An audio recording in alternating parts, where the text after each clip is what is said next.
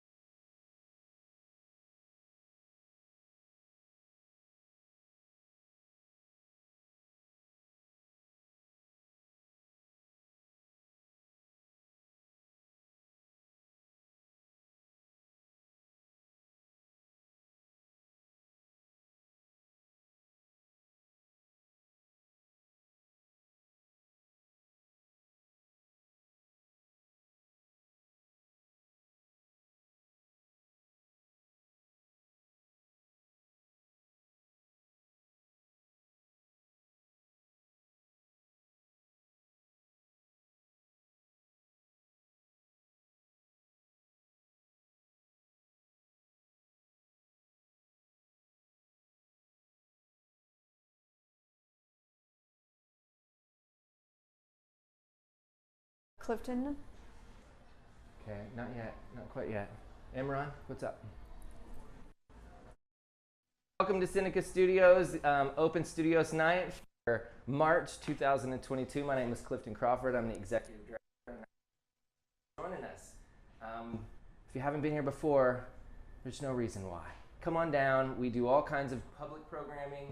We do things in glass blowing, flame work glass, and kiln form glass.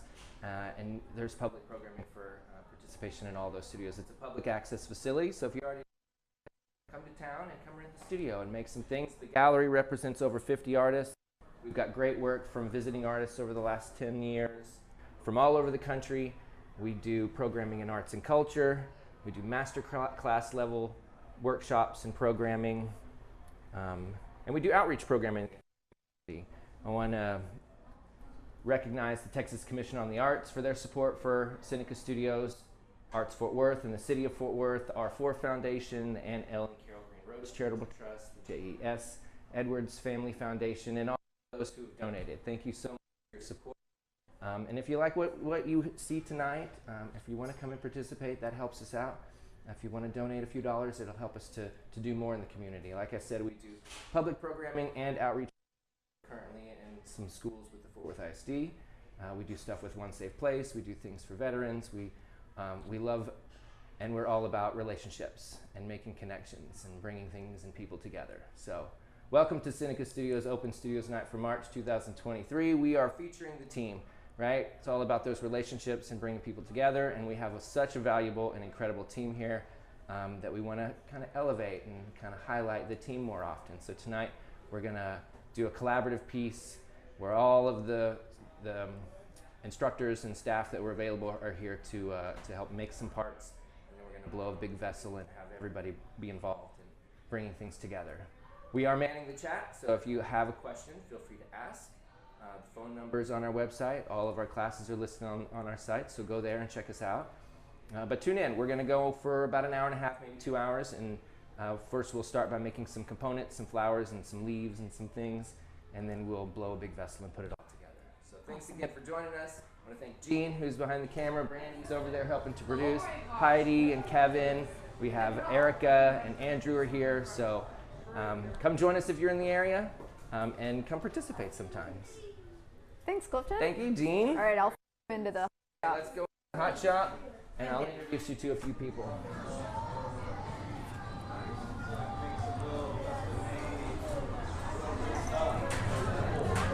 So we're now in the glass blowing studio in the hot shop. This is where we process the raw materials in the furnace. The furnace is where we begin. This is the heart of the facility. It runs at 2100 degrees. And we'll be gathering out of here, applying color and keeping it hot and working it at the bench. We've got a good size in-person audience tonight too. So I'm going to hand the narration over to Jean, and then I will engage a lot of people. Thanks so much for joining us, and thanks again to the team for making this a fun night for all of us. Thanks, Clifton.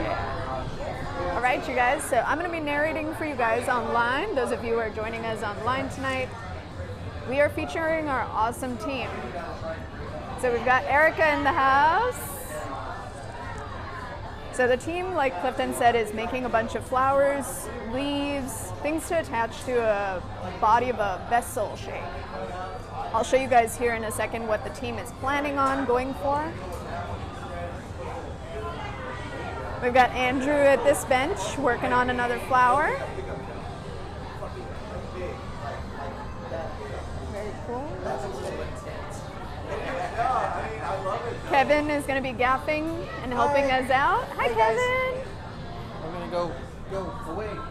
And then I'm going to take you guys in to meet Nick, who is flame working some flowers for us. So Nick is working with the soft glass in here tonight because we're planning on attaching what he's working on to the main vessel. So a lot of you guys know about, those of you who have watched us before know that we can't take the glass in here and usually put it in the other studio, but we're working with furnace glass in here tonight. So Nick is flame working some flowers that we're eventually going to pick up and attach to the main vessel. Nick, what color is that you're working on? This is like a cherry red. Okay. Just making some petals right now. Hopefully I'm going to assemble it onto a piece of green that I prepared in there. Okay, cool.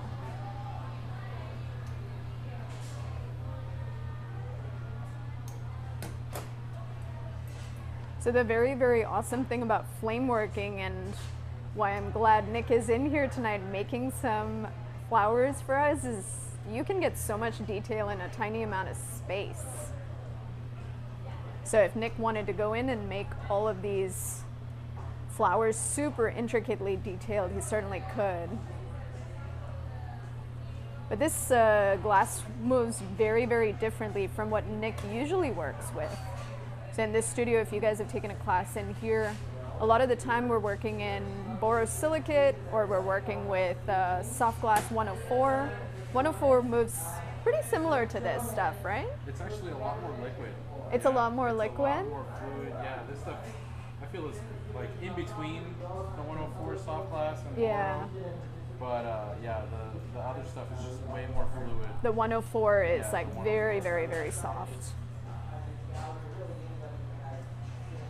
So Nick's working on flowers in here. We're gonna put them together. He's been making a bunch of these petals, and then he's gonna attach them all together to make flowers. And then those will get assembled onto the vessel that the team is working on together.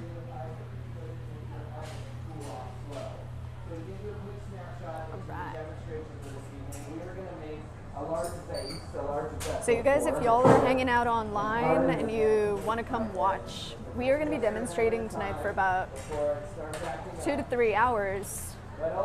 And we've got the bleachers out, as you can see, lots of people sitting on the bleachers hanging out with us tonight. It's a beautiful day out, and it's going to be a lovely evening this evening, so feel free to come hang out with us. The team is working on these flowers and then putting them into a hot box that is going to maintain the temperature in order for us to pick things up later and assemble them.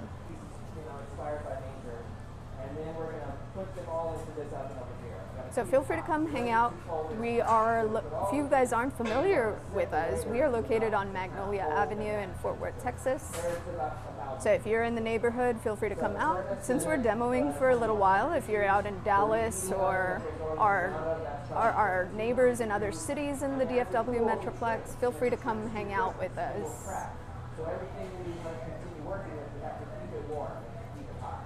So we're going to park all those flowers and leaves and things over here in this oven, and then we'll blow a big brace, a big bubble, and then we'll start applying all those things together. That's kind of work too. But if you have questions, holler, yell at us, ask us what we're doing, ask what's going on, because I'll just get to rambling on if I keep this thing going, and it'll probably feedback because I end up moving around. But like I said, SiNaCa Studios is a nonprofit dedicated to community. We do all kinds of public programming, and then we do a lot of outreach programming. We have great partners in One Safe Place. We do stuff with Project Success. We do stuff with veterans groups. We do stuff with School with ISD. We've done stuff with a bunch of great groups. We're currently in Como Elementary. I was there this morning, working with the kids there. And yeah, we love it. Glass is an incredible material. It's really inspiring the way it's transformative, and it can change, and you can create so many different things. And it's really easy to talk about science. It's really easy to talk about, physics. It's really easy to talk about culture and history when you're working with this material. The STEM or STEAM components in education these days are built into this process. And then obviously it's very easy to talk about creativity and self-expression. So I'll give you a little kind of play-by-play as we go through a couple of these pieces. But again, if you have questions, feel free to yell at us. I want to recognize the Texas Commission on the Arts. I want to recognize the R4 Foundation, the City of Fort Worth, Arts Fort Worth for their support, the J.E.S. Edwards Foundation, and Topo Chico. Thank you, Kevin. Topo Chico is sponsoring SiNaCa Studios on a permanent basis, so when I thank Topo Chico for their involvement, if you're thirsty and you want a Topo Chico, we got one.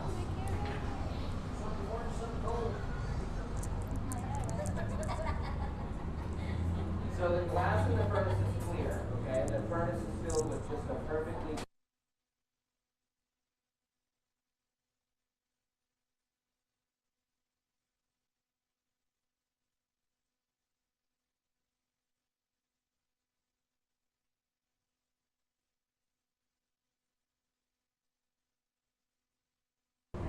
colors are deceptive, right? So the piece that Andrew's working on, the piece that Kevin's working on, they're not brown and orange. It's just because they're filled with energy, that they're glowing and that the color looks a little different. As things cool, they change dramatically. So oftentimes we'll make something and think, oh, it looks really weird, kind of dark and beige or whatever, but as it cools, it brightens to a beautiful yellow or orange. So there's lots and lots of ways. No, I'm not on. Do you want me to turn on? You think that'll work? All right, I'm gonna try it. So now I'm narrating to both the online audience and to the in-person audience. I was worried that these mics might conflict. But. Well, what curiosities do we have? Anything from anyone here? You got any questions?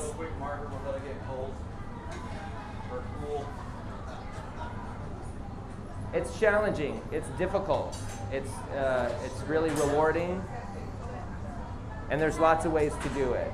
Yes, ma'am. That's a good question. Safety's important, and it is a top priority around here, yeah? When you wear gloves, you get used to having that kind of potential crutch or potential, barrier. And if a glove catches on fire, what do you do with it? Yeah, shake it. If you dip it in a bucket of water, it'll steam you. That's a bad idea. And if you take it off with your other hand. So gloves can be very helpful in certain regards, but we also need dexterity. It's really important that we are able to quickly change and make adjustments. So we use a certain stainless steel that's a terrible conductor. It's a poor conductor compared to other metals, so it doesn't draw the heat up to your hands. And we just try our best to be careful. So Kevin's having Erica bring over some extra bits of glass, and he's taking those and he's pinching them and squishing them and adding petals, so to speak, to this flower. Question from the back? The origin of glass blowing. That's a long story, right? It's really interesting, and I mentioned this a minute ago when I was talking about how easy it is to talk about culture and history when you talk about this material and these processes. So there's lots of stories, there's lots of legends in the world that date back thousands and thousands of years, right? Glass has been with humanity from the beginning. Mother Nature makes glass, in volcanic form. Volcanic obsidian is a naturally occurring glass. Quartz is pure silica, so in a way, it's a similar element. Silica, sodium, and calcium basically is the original recipe. That's where we begin, and that's what this organization says. It just says Glass Studios. So Mother Nature can get things a little hotter than some of the fuels that are on Earth. If we just start a fire and we burn wood and we feed it with air and the wind, the chemistry of the fuel available to that fire won't ever pass about 2200 degrees. It's just not chemically possible. To melt silica, you have to get above that temperature, right? You got to go up to 24, 25, 2600 degrees. So by adding the sodium, you change the melting point of the silica, and so it lowers its melting point. So the sodium allows us to melt the glass at a lower temperature, and an achievable temperature if you think long ago when the only fuel they had was wood. Does that make sense? So they have dated glass back about 6,000 years. There's really deliberate glass that was cast in Egypt and northern Africa 4,000, 5,000 years ago. Some of the glass that was melted in the Middle East, Syria, and that area of the world dates back 3,000 and 4,000 years. Some of the glass that you think of when you think of historic glass makers, you think of the Italians, right? Venice was the mecca for glass art for a long time, and before that it was Rome. Before it was Murano, it was Venice, and then before Venice it was Rome, and before Rome it was in Phoenicia in northern Africa. It was in Far Asia, right? They used to blow glass there, and I'm talking 2,000 years ago. So it's a hard place to pinpoint to say this is where it started, but the technology has slowly just kind of elevated it as we've gone through things. The table that we roll the glass on, a lot of the tools that we use have the Italian terminology. We call the table a marver. Historically, that was a stone table. They used to use marble stone in Southern Europe. In Northern Europe, they didn't have as much stone, so they used a lot of wood. They used wooden tables. In the Bronze Age, they used bronze tables. They used to have copper tables. So there's lots of different moments in history where you can look back and see how it's evolved and changed. So it's tough. I mean, there's all these interesting legends. My favorite doesn't really have a date to it, but there's stories of Vikings who would conquer,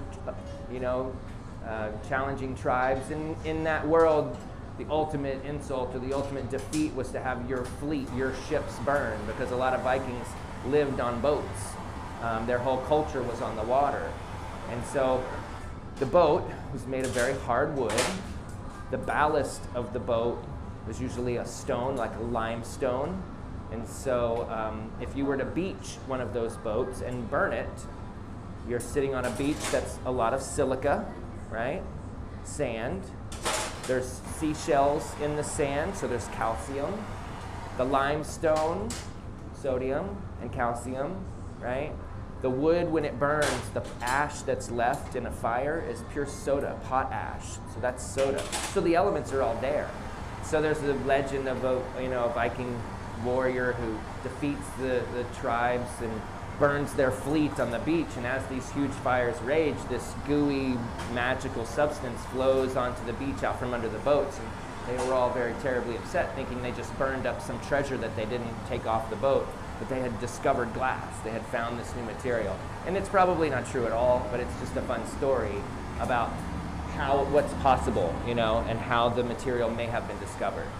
It's a very complex, molecular structure. It's a very complex chemistry, so it's most likely not accidental.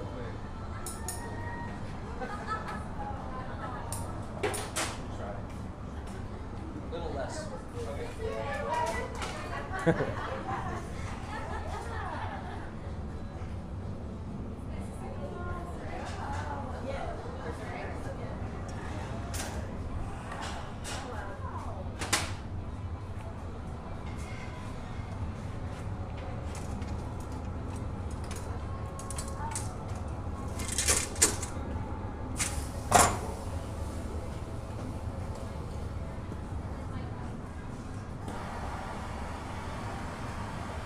One more time.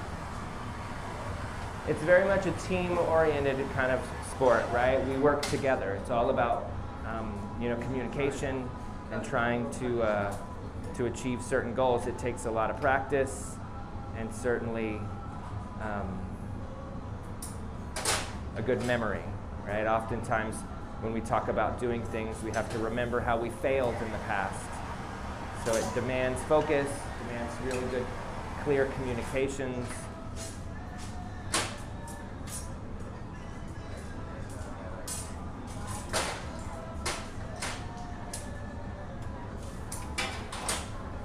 There's lots of ways to do it. Like, you can imagine people have been doing this for a long, long time, and certain cultures would do a certain form a certain way and others a different way. They're still achieving a lovely outcome, but there's different ways to do the same thing in here.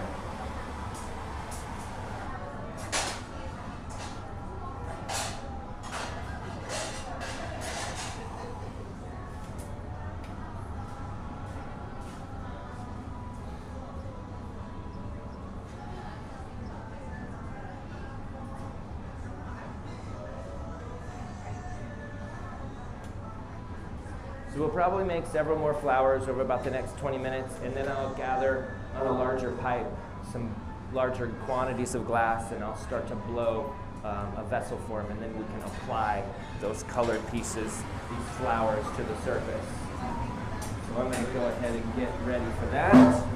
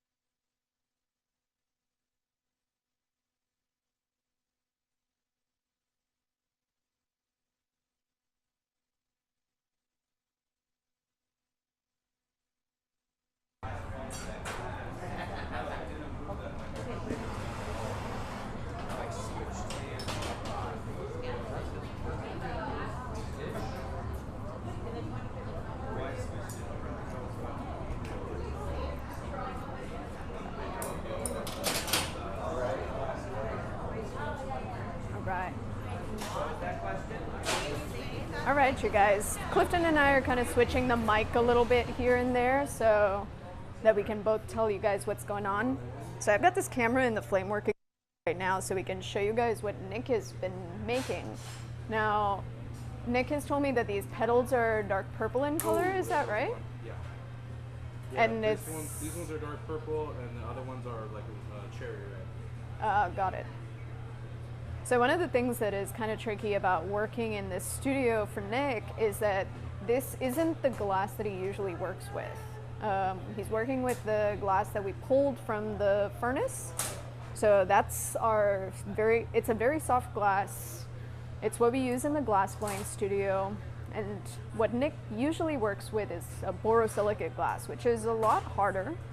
Y'all might know it as a Pyrex glass. So it's pretty stiff and it takes the thermal shock well. So you can suddenly stick it in the flame and it explode on it, which is cool. Now, Nick's experience is working with that glass, and so working with a soft glass that kind of wanting to explode all over the place probably is throwing him another challenge.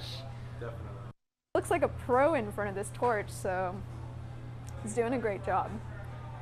Now, before I had the audio on, I was telling Nick that these flame-worked flowers are going to look significantly different from the glass-blowing flowers because you can get a ton of detail in a tiny amount of space, which means that Nick can go in and selectively heat each petal and then change its shape as he's doing here.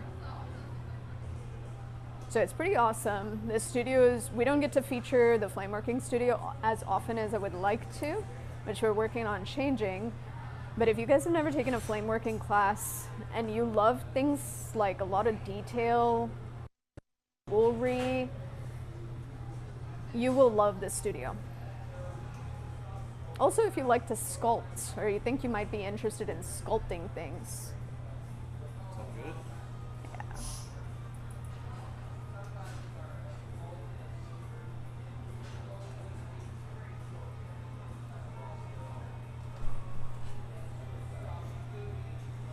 So hopefully you guys can see there's so much more control over very selective petals. These petals are super thin, very delicate. They're gonna look really, really great on this piece we're building.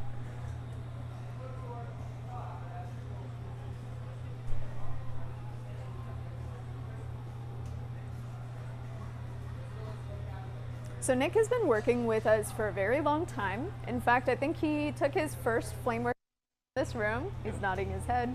Was your first class in borosilicate, Nick? Yes. Yeah? It was only borosilicate, and it was definitely an interesting introduction into glass. Yeah. Having worked here so long, I've definitely got a lot more experience with other types of glass, but boro is still my forte. Your first love. Yeah. Yeah, borosilicate is one of those glasses that you can really, really kind of push in terms of how quickly you heat it, how much it needs to be cooled. It's pretty forgiving, right? Which lends very, very well to sculpture. One of the things that not a lot of people know about boro is that boro color took a long time to develop because of the high temperatures required to make the glass. And so for a very long time, there wasn't a lot of borosilicate color available. And very recently, they've really expanded the palette. So there's a lot of borosilicate manufacturers that are pushing the color palette and making tons and tons of color.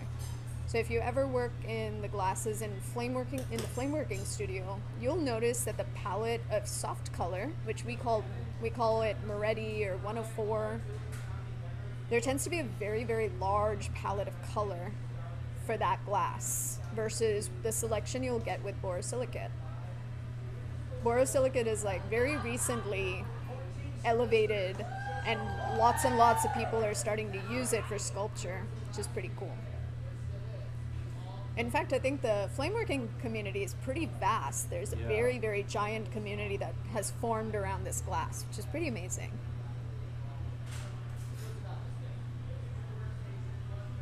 So if you guys are thinking about taking a class, Nick is our primary flame working instructor in here and manages this studio as well. And so I'm sure that he will encourage you to take a class in here since he took his first class here.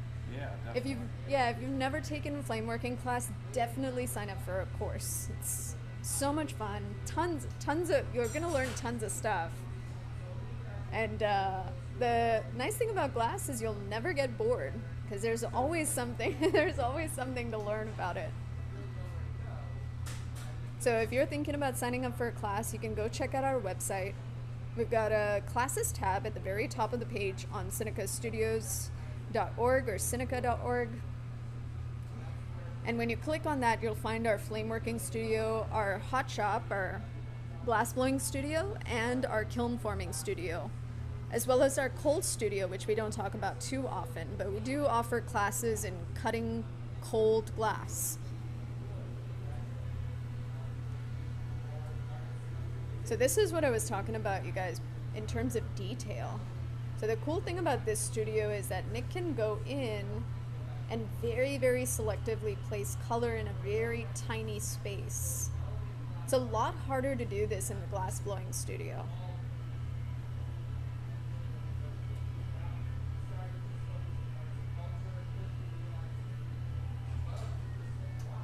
Nick, that looks so awesome. Thanks. Yeah. So one of the coolest things about glass too is how versatile it can be. In our building, we've got 4 different studios. We've got the glass blowing studio, which we're working in tonight, the hot shop. We've got flame working, which you're watching Nick work right here in front of us. We've got kiln forming, which is a cold manipulation process, but ends up going through a heat process in a kiln. And then we've got the cold shop, which is a way of cutting glass, grinding glass, all while it's cold to change its shape. All right, this one's done. That looks great. Thanks. So I think I'll just cut it diamond shears and put it in there. Okay, cool. That makes sense. Yeah, so Nick's got to keep this glass warm, and so he's got a little annealer set up that's sitting at about 950 degrees right I'm over gonna heat this here. up right here, And then we're gonna keep it toasty until we are ready to pick it up. So because this is being added later to a bigger piece of glass, we've got to heat up and make sure that the objects don't get cold. I don't know if you guys have ever put hot liquid into a glass at home, but if you have, you've probably noticed that it has wanted to crack or shatter instantly. Glass really doesn't like a sudden change in temperature and tends to thermal shock when that happens. So in the same way that you can't put boiling water in a glass object, you also want to make sure that you're not cooling the glass down too fast. And so if we were to leave that flour out at room temperature to cool down, nice job, Nick, One. then it would crack, it would just shatter on us. We can't have that. All right, now blue one. So Nick's making a few different flours. If you guys want to come watch in person, remember that we have our studio open tonight. So if you're in the neighborhood, feel free to come hang out with us, watch some glass blowing demo. Our team, like I said, is in the hot shop working on a big piece. So we'll be making flours a little bit longer, and then we're going to start assembling it here in a little bit. So feel free to come check it out. I'll take you guys here into the hot shop in a second to see what they've been up to. By the way, you guys, if you have any questions about anything we're doing tonight or the glass blowing process or what we do at SiNaCa, feel free to put them in the chat. We've got a live chat going, and one of our team members, I think it's Heidi, is monitoring the chat. So feel free to pop questions down in that chat box and we'll get them answered for you. All right, let's go check out the hot shop and what they've been up to.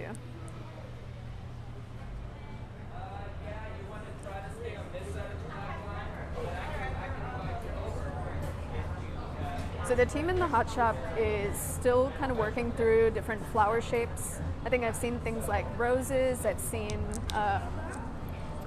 lilies being put away, all sorts of different flowers with petals and things like that.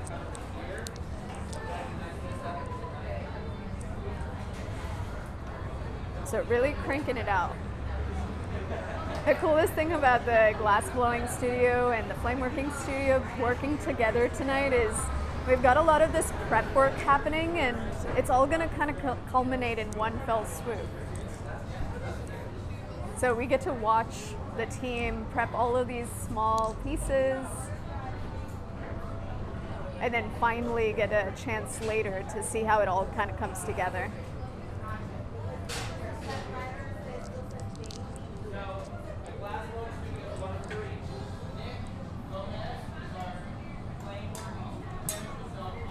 So the team's been putting in flowers tonight into this hot box that's sitting at about 1,000 degrees. And that's making sure that the glass is not going to crack on us. Just like we did in the flame working studio, we got to make sure that the glass doesn't cool too fast, or we're going to develop cracks, and we can't have that. So the heart of the glass blowing studio is the furnace. We keep the glass in there at about 2,100 degrees pretty much all the time. You guys can see that when Kevin stops turning, the glass wants to meet the floor. So very, very susceptible to gravity.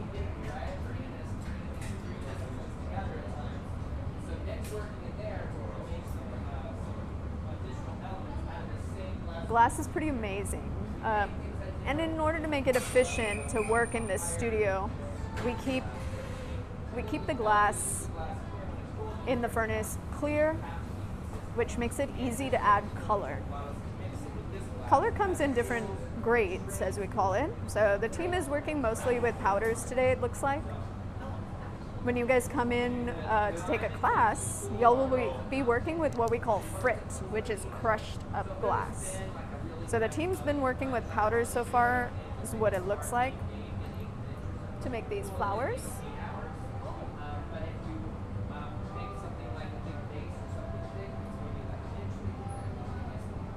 But color comes in all sorts of different grades. So we've got powder here in the studio that we're working with. We have frit, which is crushed up glass. It looks kind of like little rocks of color. And we can also buy glass color in rods or bars of color.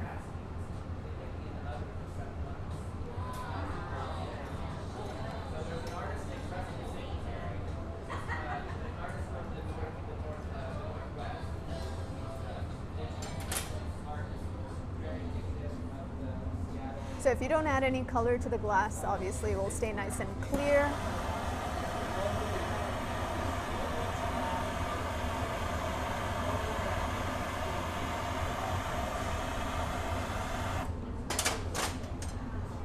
And clear glass is certainly beautiful just by itself.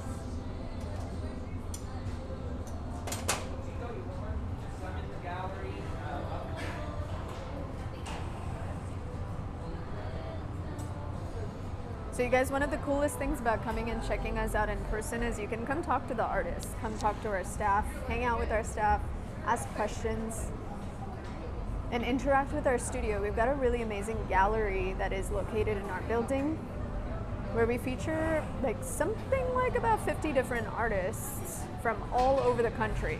So if you've never really checked glass out as a medium, as an art medium, definitely stop by and check us out.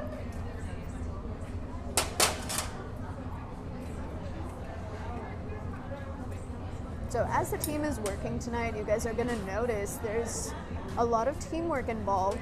All of our prep work is really done solo. The team's kind of prepping things by themselves to start. But when this all comes together, we're going to see the team working kind of like almost like they do at sports. Cool. So ultimately the goal is to make something like a vase shape. You guys can see that right here. We're gonna make something that looks kind of like a vase. We're gonna wrap it with vines, and then we're gonna add flowers to it. So the team's prepping all of those flowers because we're anticipating that we'll need some extras for the sake of potential things falling on the ground, maybe things that are a little too big or a little too small.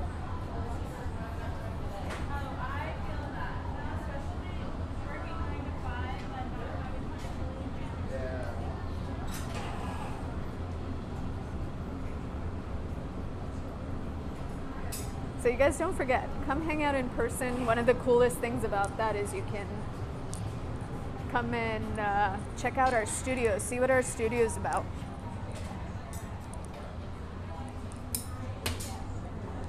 Yeah, the center's a little off, but it still looks like a rose. That looks like a rose. A rose by any other name? Insert your quotation here. That looks great. Yeah, that should be there. That's okay. I mean, flowers It are not perfect. They found a Texas summer. It's hit It melted. So some of you who've come to SiNaCa Studios have had the awesome opportunity to meet some of our really amazing staff. One of the things that we really pride ourselves on is an incredible staff. So a couple of them have come out to work with us tonight to put this piece together.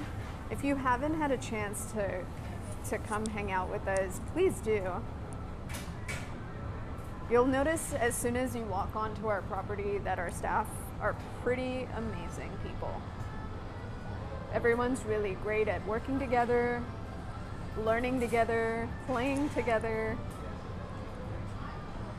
And they really are what makes this place awesome.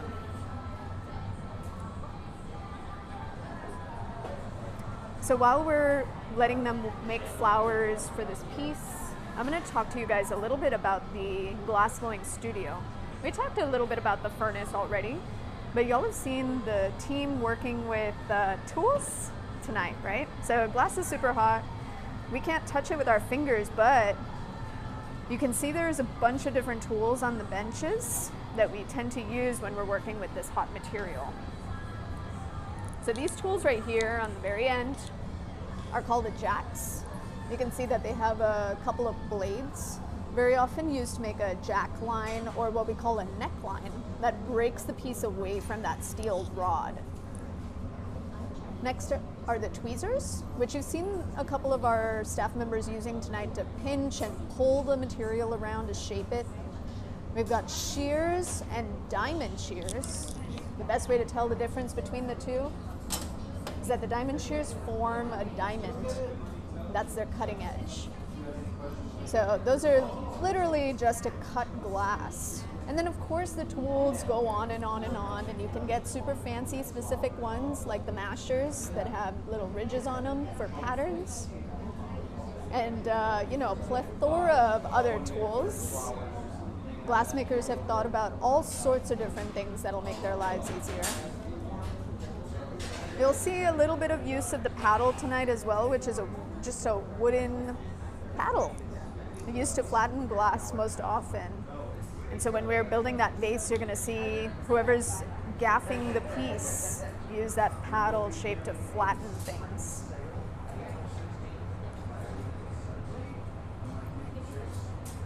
So Andrew's gathering glass out of our furnace.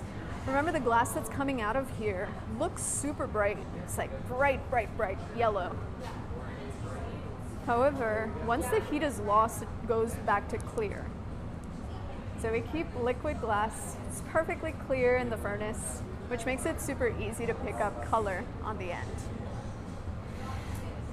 So Andrew's put a powder pattern together, is picking up color that way. Now there's a million different ways to apply color. We're using powder tonight. Earlier our team was experimenting with something called Marini, which is little rods of color that have striations within them. Do we have any Marini that I can show our audience online? If it's still out. If it isn't, that's okay. So Andrew's using those tweezers to pinch and pull the glass like we were talking about earlier. great tools. They're just like using your fingers, but without burning yourself. So that's ideal. Now glass is like kind of like ceramics. When you're working with clay, you got to keep the material wet, right? Ooh, Kevin's got a piece of marini. So you guys can see that pattern on the inside of that rod. That's what marini is, and then it gets chopped up into little bits. Woo. And then each of those little bits has that pattern on the inside, which is pretty cool. Thanks, Kevin. Super cool.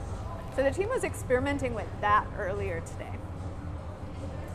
So a couple of flowers in this piece might have some bits of marini in them. Very, very cool.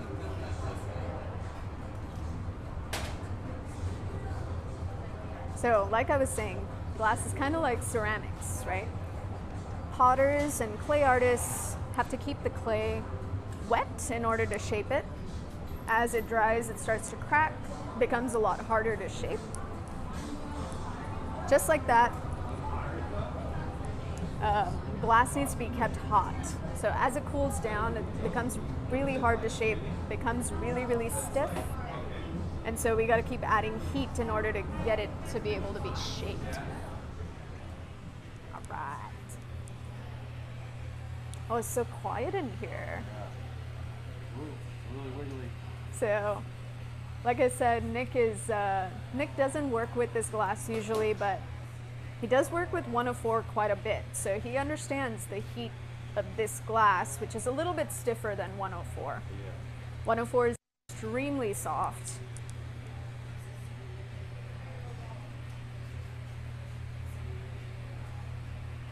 And so glassmakers also tend to be very versatile people. I think once you understand how one glass moves, it becomes a lot easier to understand how other glasses move. What color should I do with that blue? That orange looks like it would be kind of cool for, are you putting a center in? I need 4 more petals. Oh, got it. Not really enough of that. Or are you making a multicolored flower? Yeah, I'm making another multicolored flower. Maybe I should just do the yellow. The yellow No, would I be did yellow for the stamen. Ooh, what about this adventure? Ooh, that Might looks get pretty weird. cool. It might get a little weird. Yeah. Let's see. Let's see if it immediately blows It's up. gonna immediately shatter. So one of the things about this glass that Nick is working with as well is the softer the glass, the more it tends to be kind of shocky, which means that it tends to want to crack when heat is applied. So you can see that Nick's dancing this rod in front of a very soft flame to hopefully prevent a little bit of that heat shock, that thermal shock. Here. But one of the things about the color that he has chosen, this aventurine color, is it's got little metal flakes in it, which cause it to be even more of a problematic color. So while it is a fun color to work with, it's very, very tricky in terms of its. At this point, I'm scared. It's More scared of this thick rod than I am of this adventure. Has the thick rod cracked on you already? Is that right? No, but it does have a weird wonky weld to this white on the end. Oh, got it. I'm just gonna try to melt it off. Woo! That's what I was waiting for. Yeah, so you guys can see the glass tends to be a little bit prone to thermal shock. It's kind of a fun thing to work with as you get used to soft glasses. You'll understand how long you need to heat it and how long you need to dance it in the flame before it really allows you to work with it. But the nice thing about borosilicate is it doesn't tend to be as shocky doesn't tend to thermal shock as much as soft glasses do. I'm gonna put this whole thing in the kiln and Are you? hope for the best. it's gonna totally explode. Do you think so? Well, Maybe if I set it on top of the kiln first? yeah, maybe a little bit of warmth before sticking. I mean, Man, I'd be such a you know, experiment. Yeah. Experiment away. experiment. It is. I'll hold it for a second. Let the radiant heat get it. See if I can't feel it fall apart in my hand. Yeah, hopefully it won't. But anytime we are working with new processes, new new glasses, things like that. It's always a little bit of experimentation, which is really cool, which is what I think keeps this fresh for a lot of us. A lot of us are constantly learning, constantly experimenting, and that is what really keeps it fun. Forgot I put this in there. I think this will look good with the blue. Yeah, that's a nice color. It looks like a lavender It's like pink. a mauve. Yeah, like a mauve color. So for those of you who are flame workers out there, remember that there is potential for collaboration with other studios. I have a couple of friends who do flame work and who jump into other studios like the cold working studio, the hot shop, to combine those processes. This is a great studio. SiNaCa is a great studio to do that because we've got, you know, all 4 studios within our building. And we're a public access facility. So this studio is a nonprofit 501c3. We do a bunch of education for the public, but we do a lot of stuff in terms of outreach, doing things in our community, getting people in the community involved in glass. So we have schools that we work with for outreach programming. We have veterans programs. And it's a pretty cool place to be. So glass hopefully has been on your bucket list for a little while. And if it's still on your bucket list, hopefully you guys will get a chance to come take a class with us. And if you're not quite ready to take a class, we do these demonstrations on the second Friday of every month. So you can also come hang out with the team, watch a demonstration, and learn a little bit about glass making that way before you commit to a class. Now, a lot of people ask us what our classes are like, how long they are, how much they cost, and you're gonna find all that information on our website. But one of the best ways to get involved quickly, if you just want to try it out and you don't want too much of a time or financial commitment, is our Spark workshops. That's the intro for a lot of people because it doesn't take very much time. So they tend to be shorter workshops. They're built around making a specific item. So if you see a cool item you want to learn how to make, it's built around that. And then the financial commitment also tends to be a little bit on the lower side of what our classes cost.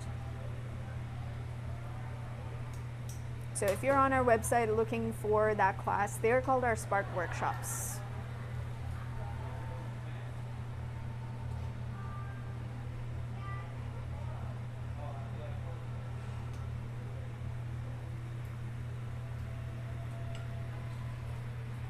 So remember, Nick has got to put these petals away to make sure that they don't pop on him when he's attaching them to the flower.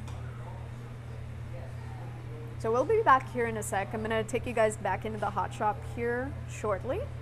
But we'll come back and check it out when Nick starts to assemble this back together. All right.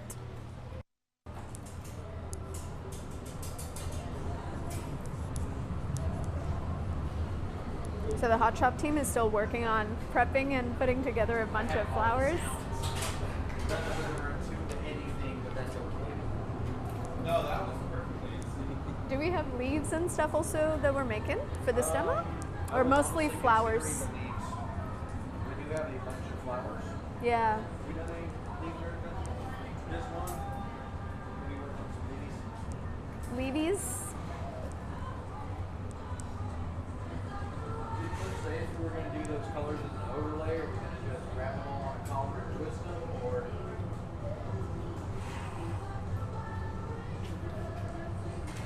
he may never leave the back room.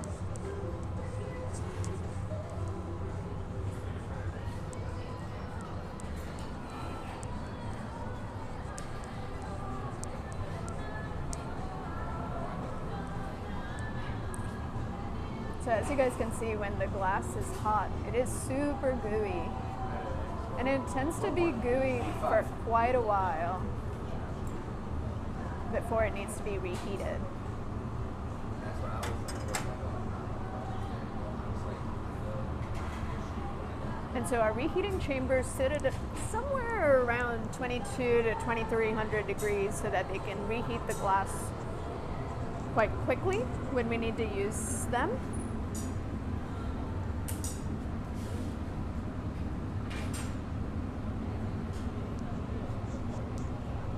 And then it's quite wild because the glass cools down fairly quickly. You have to think about your next moves almost while you're heating so that you can make the most of the heat when you sit down at that bench.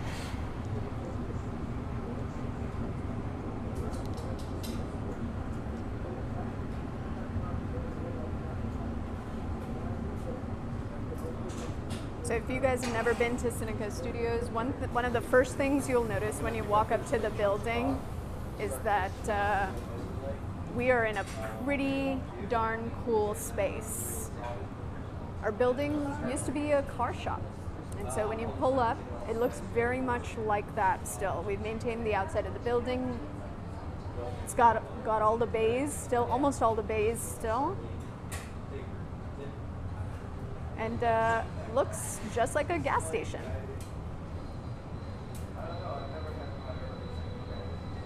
However, there's a much more interesting stuff happening in this building now than there used to be.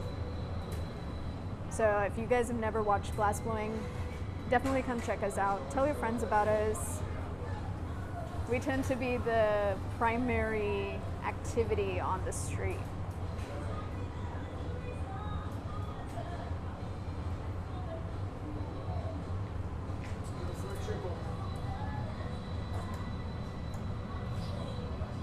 So Perfect.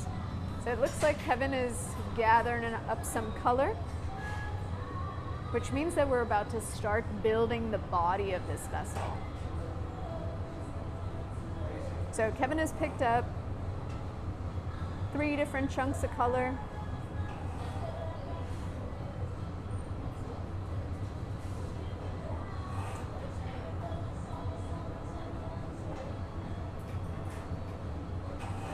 And earlier we were talking about color. I mentioned frit, I mentioned powder.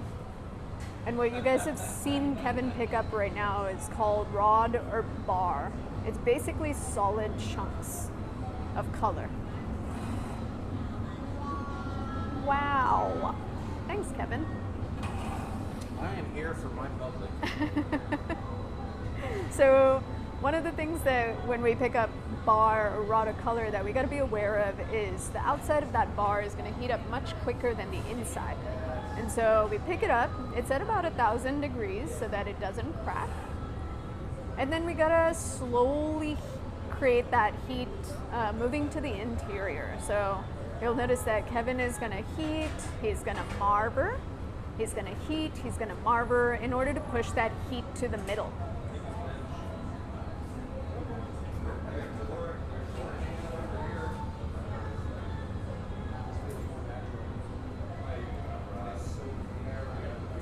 So here's where it starts to become more of a team sport.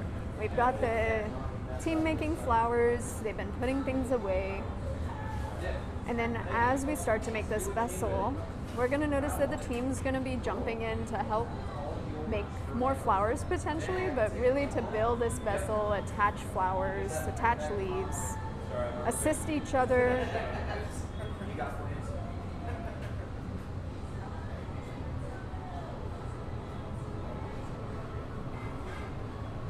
So it's super gooey. Kevin's really worked that heat into the inside and is smooshing the color around.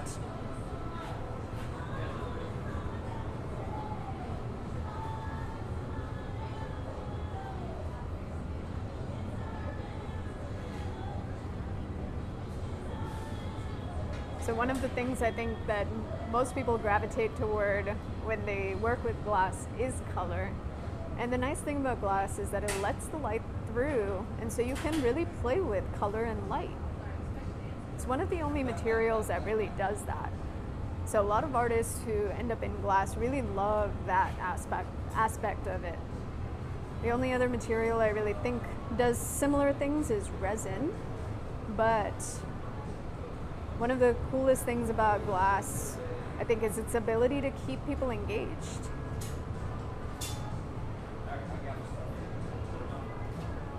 Don't have to. So artists start working. Artists start working in this material and never ever get bored. It's very, very hard to get bored of working in this material, which is pretty cool. This is to emulate tree trunk color. Yeah, there's two different transparent brown, brown. Cheers.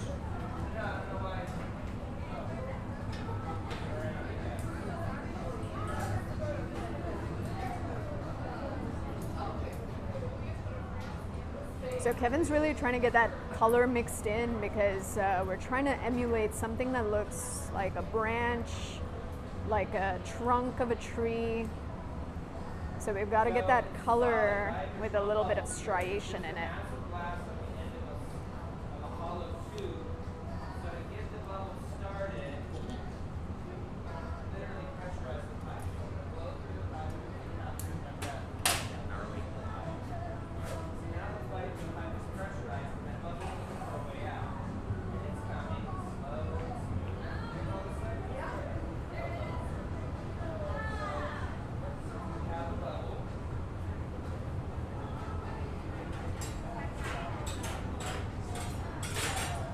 So Clifton has started by blowing out a bubble, which is going to end up being the base shape for what we are going to make. Kevin is working through mixing up the color, making it more tree-like to give it a little bit of variety. And so we saw him cut that color and mix it around just to create a little bit of striation in the color.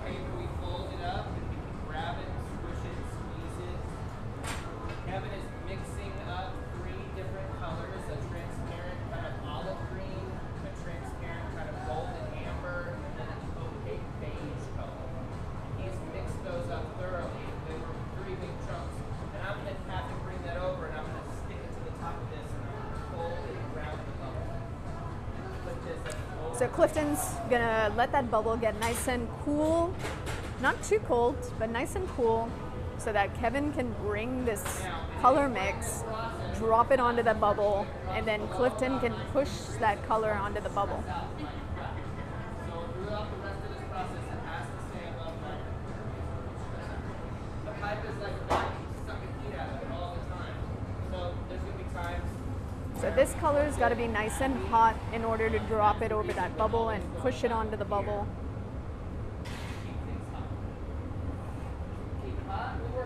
And he's got to make sure the shape is appropriate for what Clifton needs.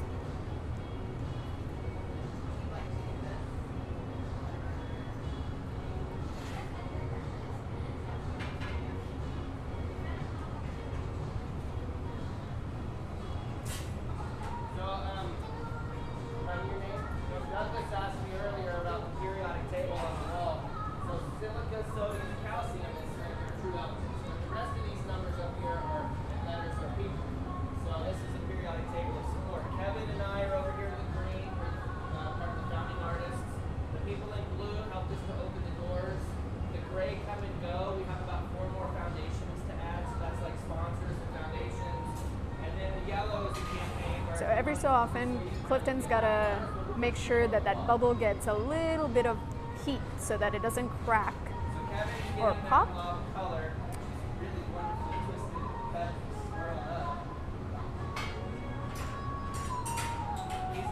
And then it looks like we're going to do an overlay. So Kevin's working that heat into the center of that blob. He's got to heat it up and shape it. And then Clifton has got a bubble prepped, and the color is going to be basically smushed right over that bubble in order to create a nice thin layer.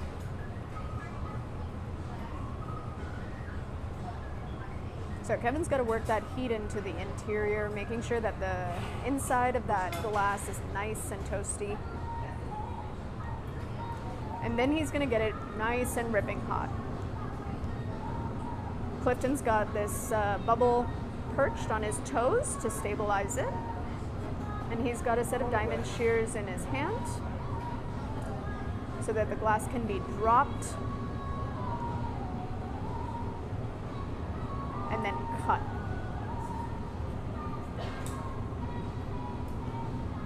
Flour. We'll make another flour. It'll blend right into the trunk. So from here, Clifton has got to heat and then stretch all that color back onto the bubble. Do what I can. So it's very important to make sure that that bubble stays nice and cool on the cool side, and he's really focusing all the heat on the glass that just got dropped.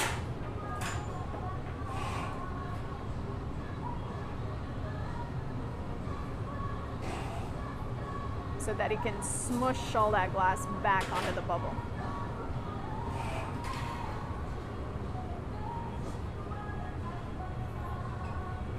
So it will probably be, I'll say 50 trips from here to there over the next hour and a few minutes.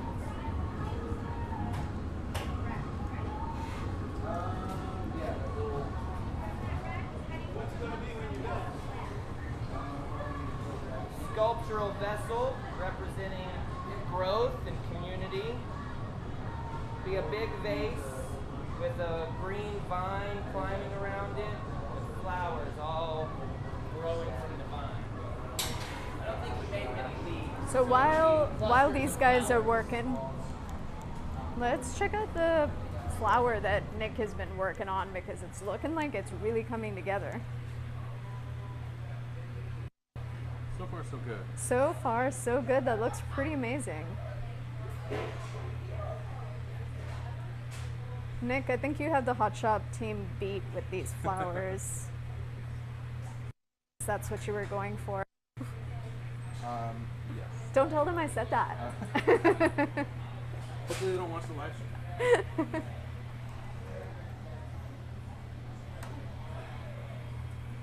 So one of the things I really love about the Flameworking Studio is this. It's like so much easier to kind of concentrate heat in a very small space.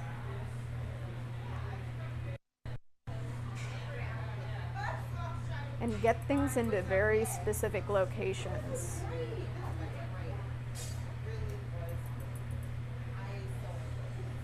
Now in the hot shop. Plays nice because I put them in there cold. Oh no.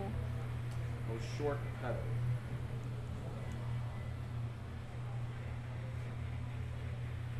It's not too bad. There we go. Nice. Clip it and make it look like the rest of it. And one of the things you guys are going to notice while you're watching things tonight, while you're watching Nick and the team in the hot shop, is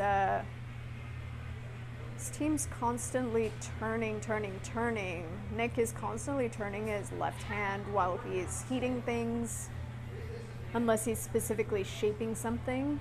And the team in the hot shop is going to be doing that as well. Gravity can be your friend in these studios, but it can also be your foe. So making sure that we're keeping things centered, heating so that we can make sure things don't fall off center, unless we want them to, is super important. Ooh, what's the color on the top there, Nick? That's the same cherry red. That's the cherry red. Okay, cool. Looks so dark. It is really dark when it's hot.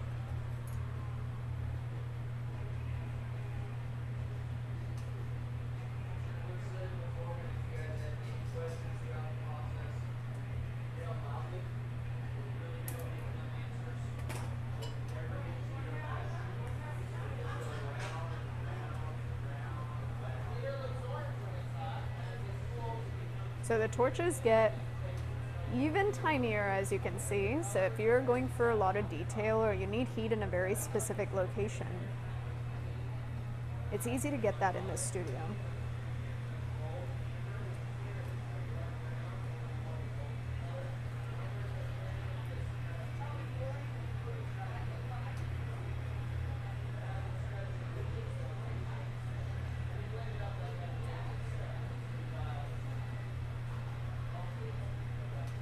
That looks so good, Nick. Yeah, I'm pretty happy with how it's coming out. Yeah. My best 96 thing I've ever made. Dang good.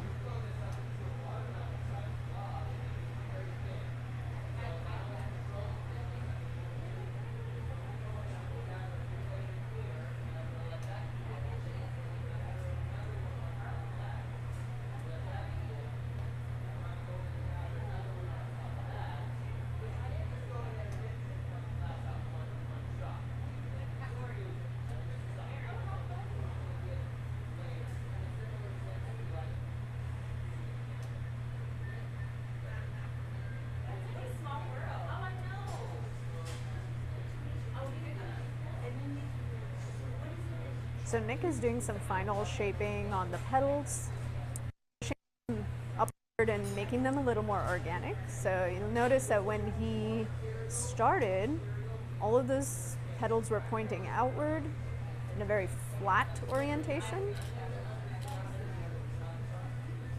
And now we're heating and curving all of those. Wow.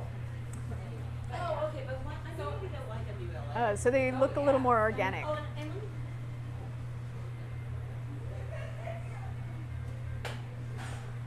Pretty dang cool.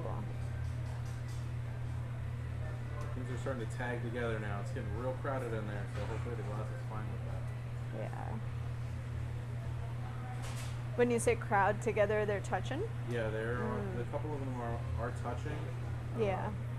I don't really know the limitations with that as far as 96 is concerned. Because I know Boro sometimes doesn't like it. It doesn't, the glass doesn't like it very much in general Yeah. across the board, but you know, that's okay.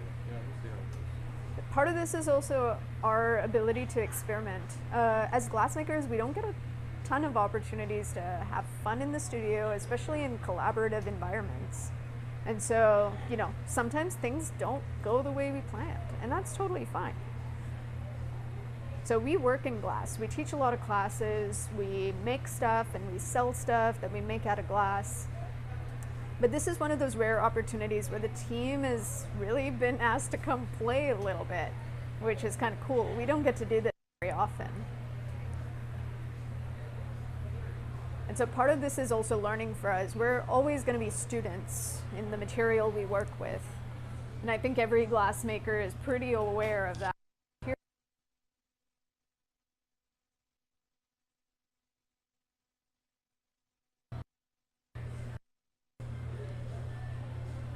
So Nick is doing some final shaping moves.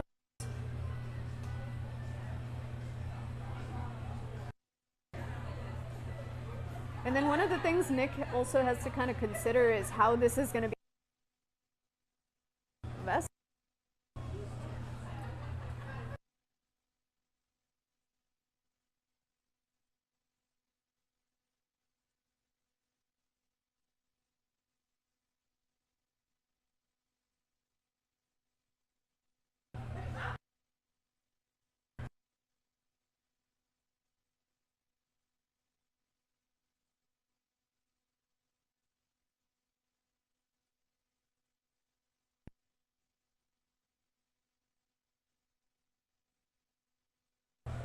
So I told him that he was doing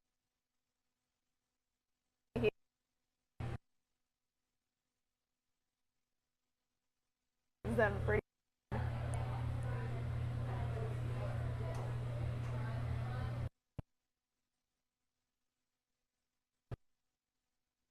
Pretty good.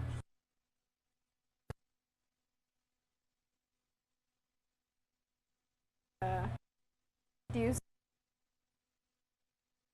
finish that it's pedal?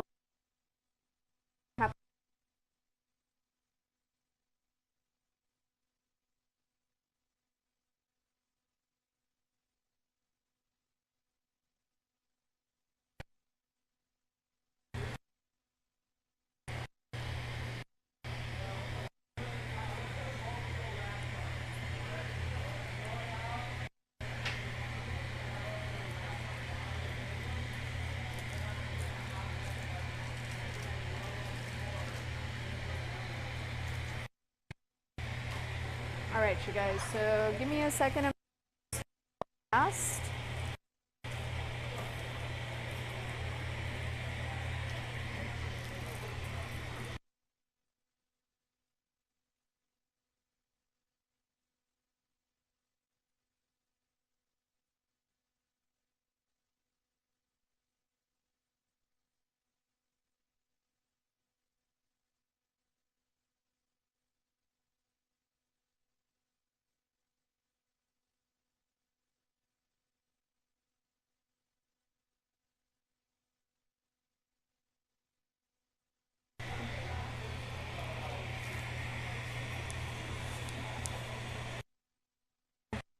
Nick at this point is going to knock off this flower. So he's warming up the back. He's warmed this little pad so that it doesn't cool the glass down too far. And then he's just going to heat torch it off.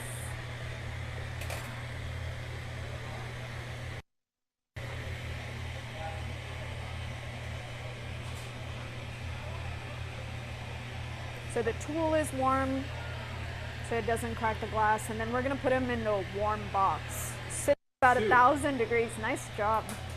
Excellent, excellent. Was that the second one, Nick? That's the second one. Very nice. Those are going to be great. You know, one thing we could do, I think, is if you're down, to make a few leaves. Make some leaves? Yeah, make some leaves. I think I overheard them saying that they didn't make leaves, but you do have a leaf press in here that might be cool to make a few of those. Yeah, I can do that. Yeah. Should I? So remember, you guys, I was saying that glass blowers and their tools. Check out these mashers. These are going to be really, really nice for leaves. Leaves. Oh! Put that. Should I stripe them on clear? You think that would work? I think by itself it might be a little dark, right? Maybe. I've never actually used it. It could be like a pad of clear on top of green, just so it gets a little more shiny. You know what I'm gonna do? I'm And gonna then stripe it a little bit on here. See what that looks like. Right. If those of you who've been watching the live feed for a little bit, saw us pick up that chunk of aventurine. I don't know if there's more in here, but There is, Yeah. some chunky stuff in there. it looks like super chunky and weird. And that's, let me see if I'm not sure if the camera will focus on this very well. Yeah, so you guys see how it looks like kind of chunky and weird? It's got little metal flakes in it. I believe zinc flakes, and that makes the color shimmery, but it also makes it really kind of weird and tricky to work with. And so Nick is going to make some leaves out of that stuff. Surprisingly, it didn't shock earlier, so that's cool. Oh yeah, it's like I striped it and look, it's like falling apart. Oh, really? It's all cracked and falling apart. Just from me trying to heat it straight. Yeah. It also might have been from throwing it in the kiln like that. Oh yeah, because we threw it into a kiln that was hot, but the rod was cold, and so it would have, might have cracked from that. Might have been a bit angry about it. Alright, back you go. So it's a lovely color because it looks kind of glittery green, but sometimes it's kind of finicky to work with. Can sometimes be a little bit stiff. Yeah, man, this color's really stiff. It's very stiff. It's all those little metal flakes that are in that create a little bit of stiffness. But that'll be a really cool color for leaves. So Nick is getting that color that he's striped a little bit of color on clear. He's getting it nice and hot, and then squeezing it between those mashers to make a leaf shape. That looks awesome. Oh yeah, that looks great. Look at the shimmer in that. All right, so let's catch up with what the team is doing in the hot shop. They've been working and making this thing massive while we've been looking at what they've been doing in the flame working studio. So this looks like it might be the last gather that's going on this vessel, yeah? Okay, cool.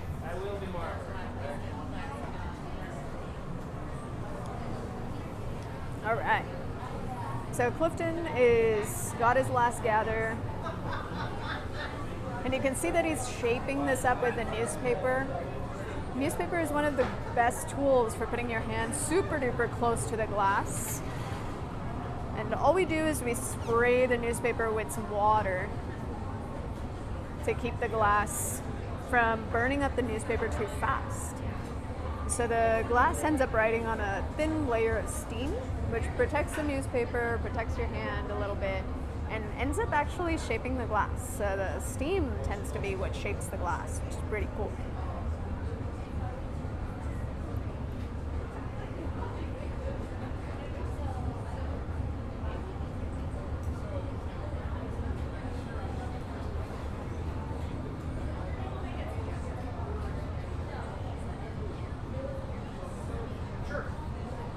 So the marver is used to cool the glass, but also to shape the glass. You'll see that Clifton is marvering the glass, and it's changing shape slowly.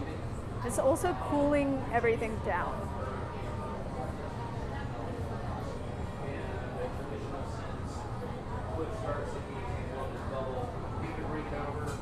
Now we still have that bubble on the inside. So you guys remember, if y'all have been watching the stream for a little while, you remember that Clifton started this off by blowing into the bubble. We've got a color marbling effect around that, and then they've gathered a bunch of clear glass on top of that. But at the core of this thing, there's still a bubble. It's still hollow, which means that we can blow into it and we can make it larger.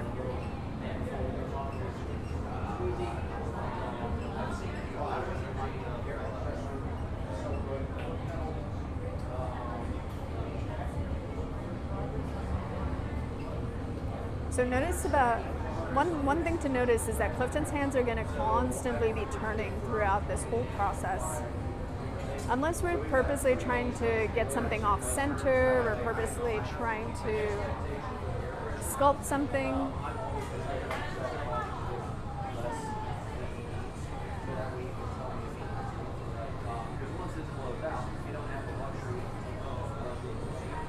Clifton's blowing into the end while he hangs it off this marver, marvering to cool it down, blowing again.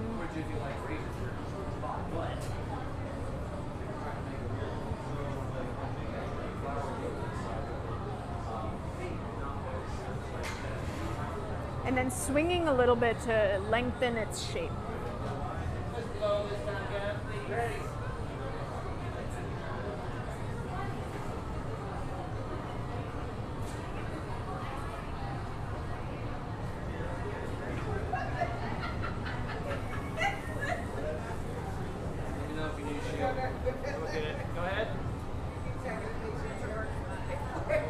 So you'll see how this time Clifton's shaping with the newspaper while Kevin is blowing on the end. So Kevin's got this long tube called a blow hose attached to the end of this blow pipe so that we can inflate as we're shaping.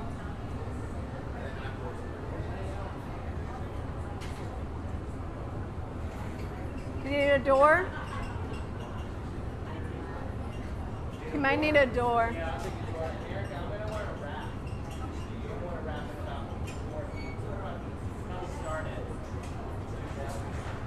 Awesome.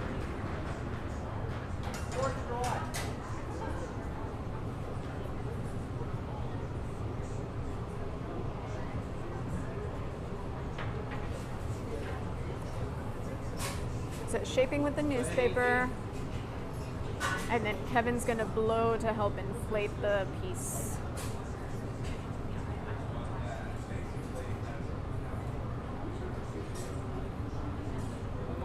So if you guys come to take a class with us, y'all are gonna be blowing pretty much the same way. We use a blow hose attached to the end of the pipe.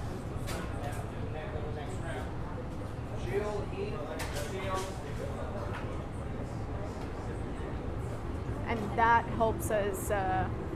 Helps us help you inflate your own piece, make your own piece when you come into this studio.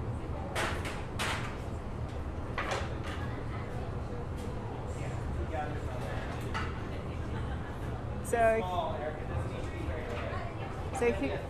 here's where you guys are going to watch our team slowly come together, assisting each other, working as a collaborative effort.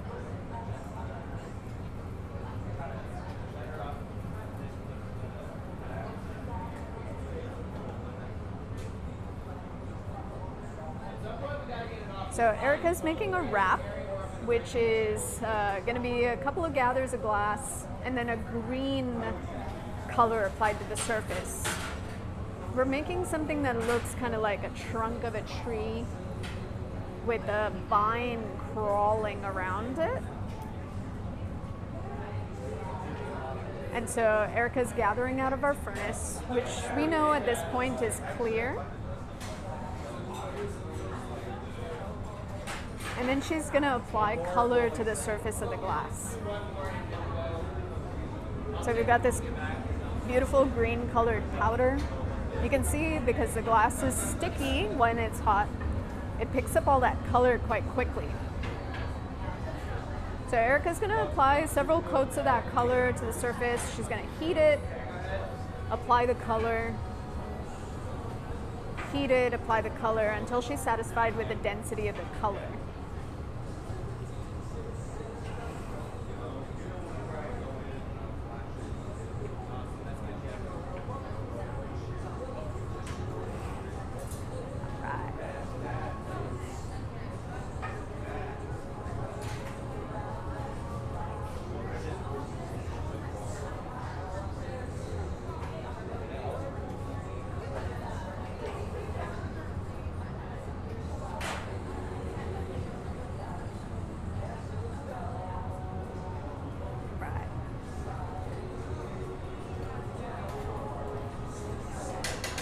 So you'll notice that this is a team effort now. The whole team has been pulled in. Erica's shaping up that wrap for us. Clifton is prepping the body of the vessel, and Kevin and Andrew are assisting at this point.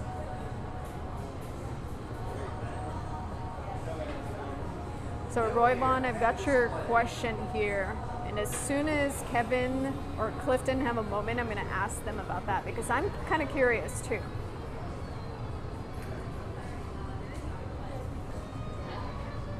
So Clifton's squeezing this form with the paper. You can see why the paper is like a preferred tool in this studio because you can allow the glass to really take the shape of your hand, which is pretty cool.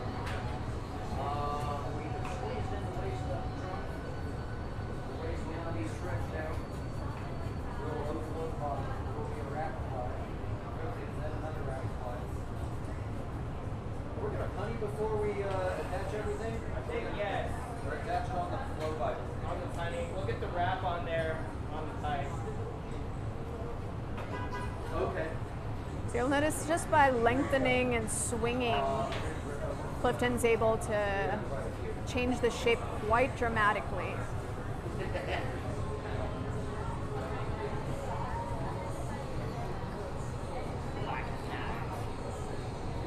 Hey Kevin. Hey Gene. What is the largest item you guys have ever made? We did a 6-foot diameter flower. A 6-foot diameter flower? Was it about 100 components? Oh, like a sculpture installation. Yeah. But it was in different pieces. Yes. What's the largest one-piece thing you've ever made in this studio? I don't know. What do you mean? A little tiny flower? A little tiny flower? This is the largest thing? Thanks, Kevin. Today. Rob's big rooster was pretty big. Oh, yeah? Yeah, that rooster was monstrous. In terms of About sheer how... silliness, the armadillo. Oh, the armadillo. So That was 4.5 hours with 12 people. that armadillo that's sitting up there took about 12 people and was made in about 4.5 hours with one of our good friends, Rob Stern. We're gonna blow, put a bottom in next. It's hard to remember all of the things that these guys are made of, I'm sure, because they've been working in this studio for a very, for a very, very long time. Thanks, Kevin. I don't think I gave you anything usable. No. Oh. All right. So it looks like. All right.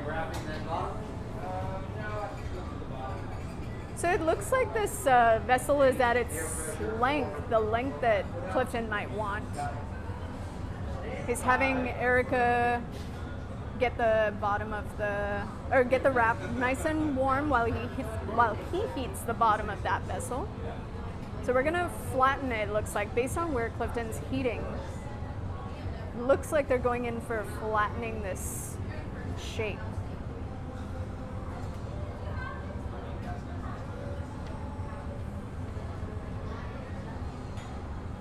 So this is certainly on the tall side of things that I've seen these guys make.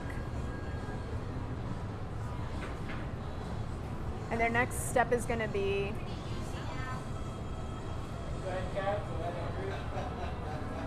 it's going to be flattening. Real soft cap, real hard, Andrew. All right.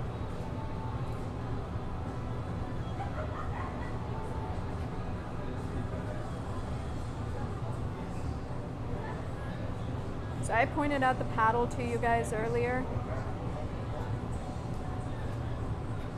And you can see it being used right now to flatten a nice spot on this vessel where everything will sit.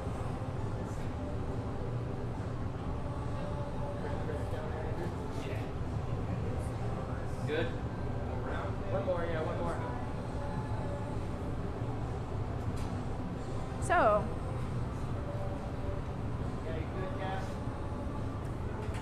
the glass, it's kind of tricky when you first see glass making.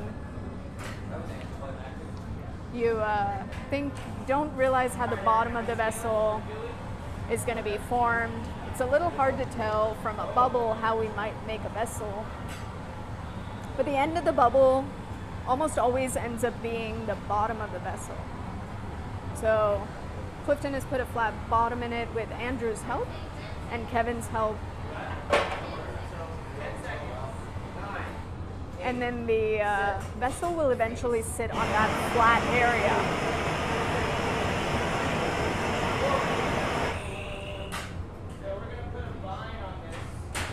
We're gonna put a little wrap. Erica's got a green wrap.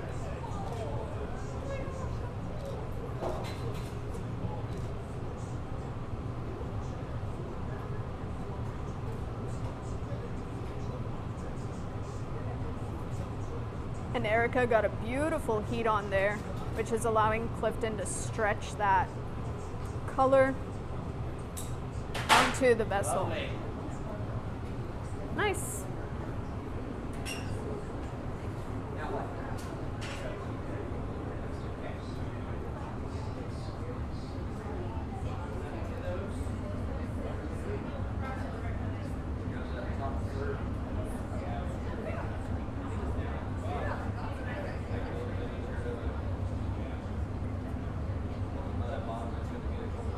So Kevin and Clifton are talking about the next steps. Clifton has got to make sure that that vine is melted to the surface of the glass a little bit better.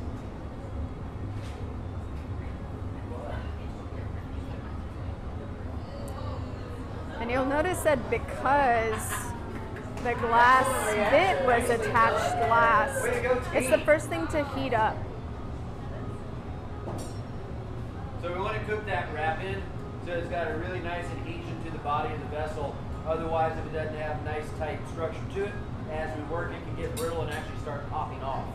So we want to make sure we've got a really nice good melt on everything. Cliff's using that tag to add a little bit of extra pressure to just kind of push things around.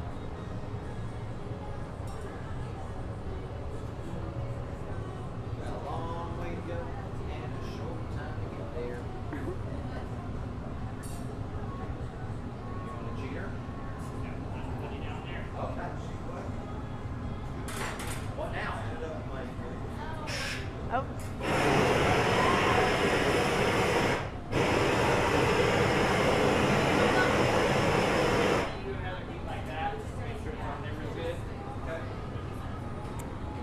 Your just so you know, your first touchdown bit has space under it.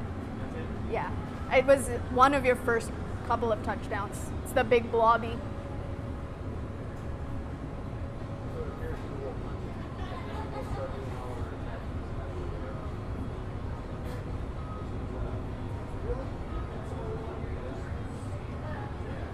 So Clifton's got to heat, I don't know if you guys could hear Kevin talking about this, but he's got to heat all those, that little bit of glass that we wrapped around. We've got to heat it and kind of smoosh it in there so that those bits of glass don't pop off as these guys are working on this piece.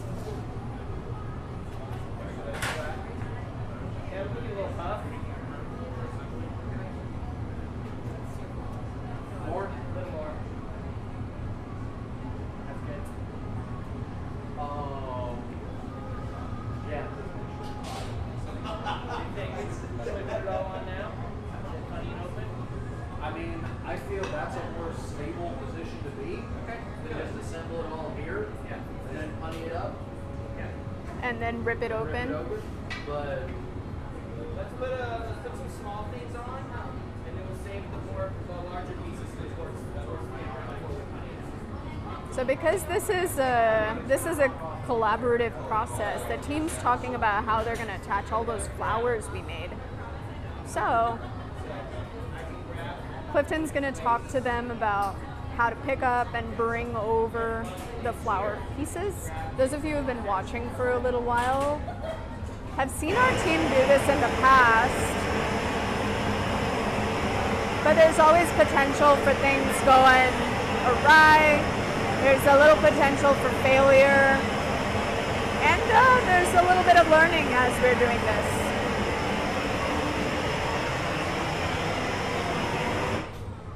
Andrew, you can probably pick some stuff up too. You guys can coordinate. Watch her do it once. Yeah, watch her. So Erica's gathering up a little bit of glass. And then she's going to make this into a punty. She's going to shape it up on the marber so that there's very little glass off the tip. Now that glass is still a little bit sticky, which means she's going to be able to stick the end to one of her flowers and then give it a little bit of heat.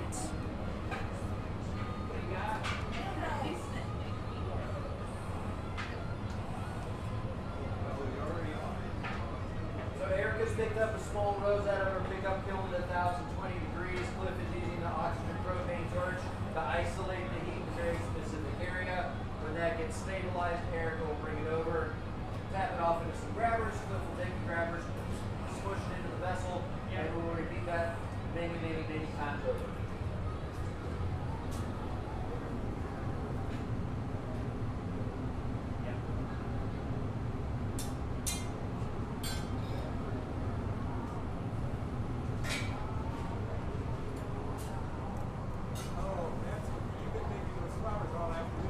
Yep.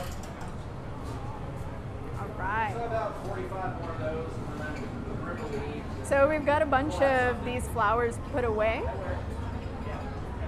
About 9 would be good.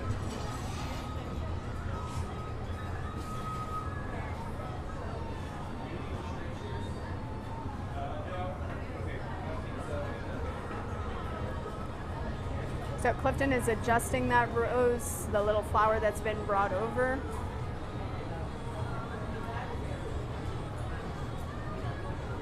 And with each of these, we're building a very tenuous connection. So Clifton's got to make sure he's watching the heat of the piece, making sure it doesn't get too cold while we're doing this.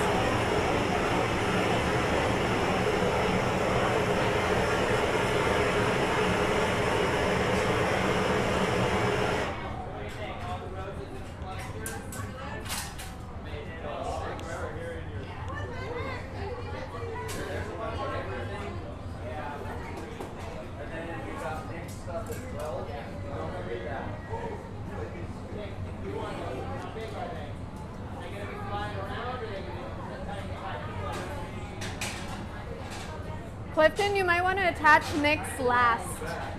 Attaches last. His petals are thin.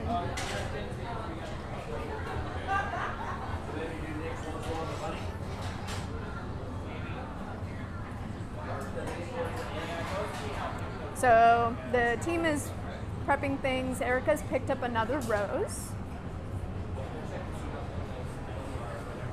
So each of these is being picked up on a punty. In the meantime, Clifton's heating up the spot where they're going to be attached.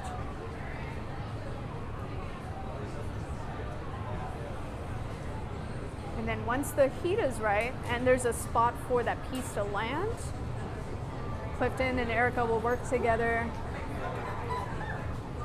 to grab things Realistically, and place them where they the need to edges go. of those petals Nick's got are not any thinner than that. Really? Yeah. Okay. There's got some good meat to them. Okay.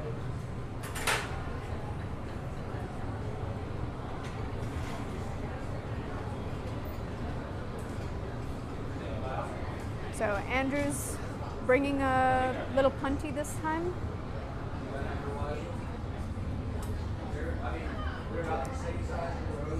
Picking it up from the box. Now remember, these little flowers are sitting at about 1,000 degrees. So we're preventing a little bit of thermal shock by making sure that the box is sitting at around 1,000 degrees.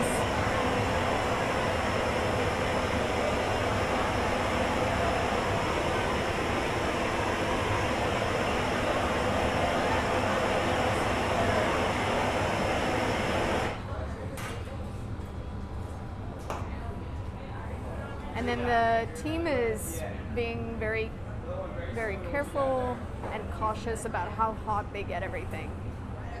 So Clifton's heating up a spot for the next piece as well, while Andrew flashes and builds up a little bit of warmth and heat in the piece that he's going to bring over.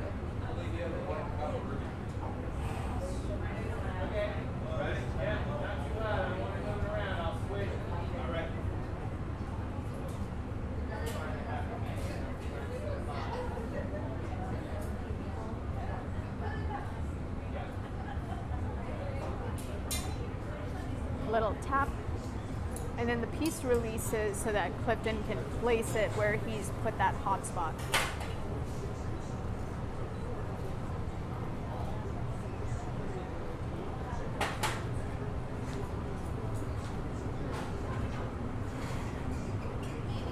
Nice.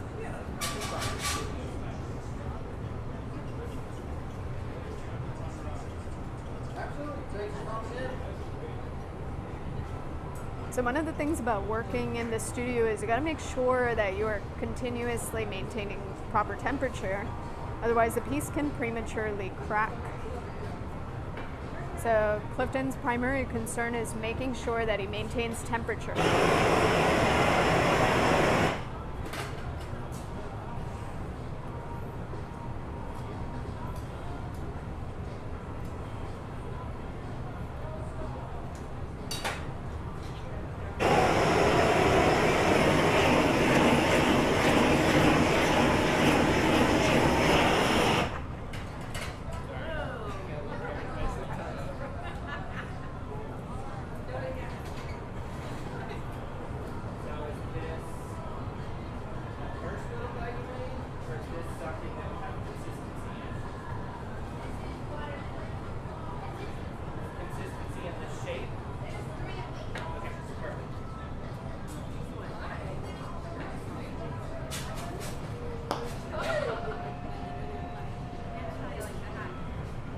So Clifton's got to heat that spot again. We're going to see this done a few times. Erica is bringing over the next piece, which is a leaf. Clifton's deciding where he would like to place this leaf.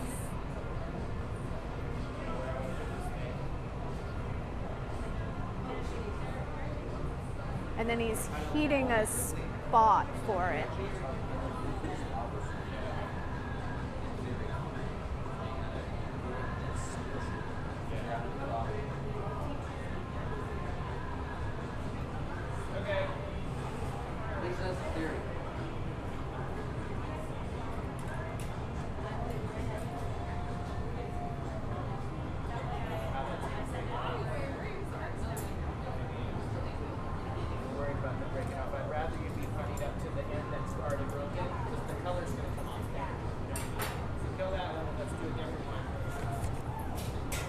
So there's a little bit of color on the outside of these leaves, and so it's important to think about where you are sticking the punty to this piece, because it's going to take a little bit of color away from that area of the leaf. So Clifton decided not to take that last leaf because of that. He wants to make sure that color is not coming off of the leaf where we attach it.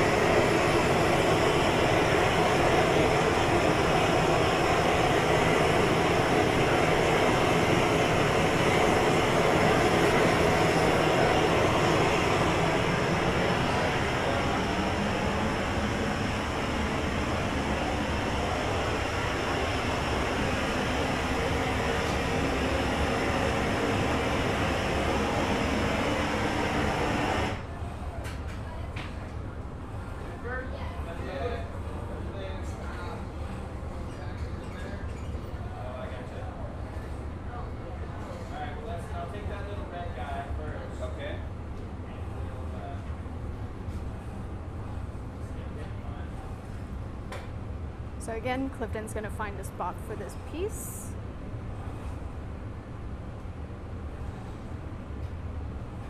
He's going to heat that area nice and hot. And then Andrew's going to bring those pieces over to stick them to the piece.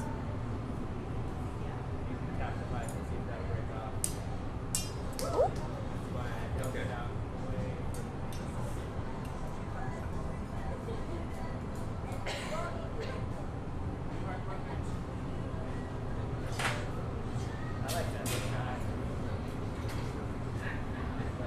Yeah, I was worried about like breaking one of those off. They're both gonna come off. That's why I was like, maybe we shouldn't hold it over the piece. Yeah, I was thinking that too. Luckily, it worked out. They don't need any leads. Just put powers on. Cool. I think Nick made a few leads too, right?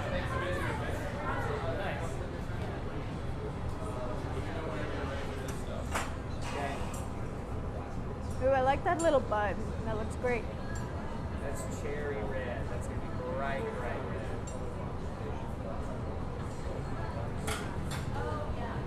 All right.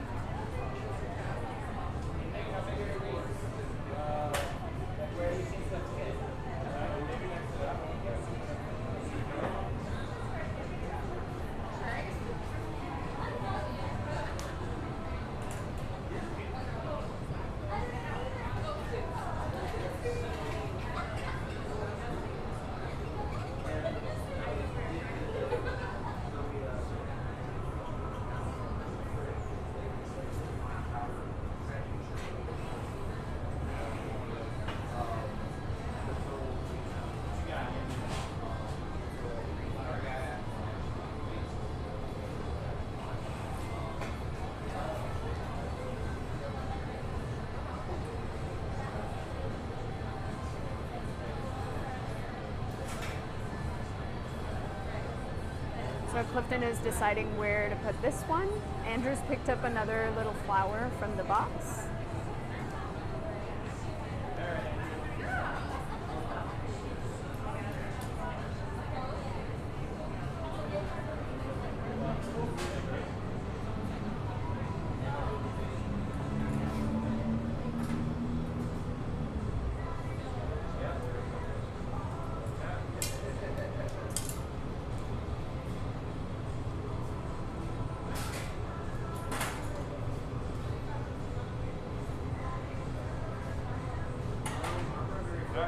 Nick, bring me some leaves.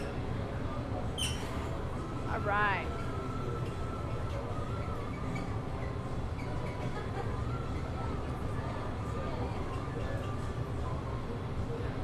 So Nick is going to bring over some leaves, but the process is going to be a little bit different from what Clifton has been doing with our staff members so far.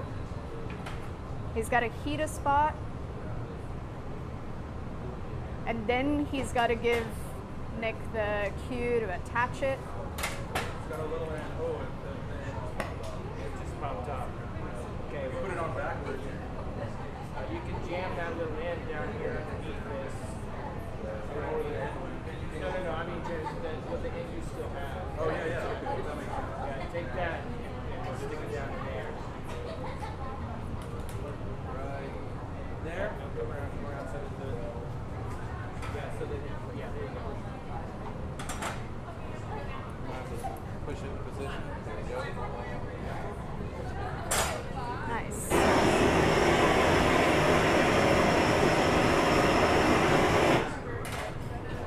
Nicely done, Nick.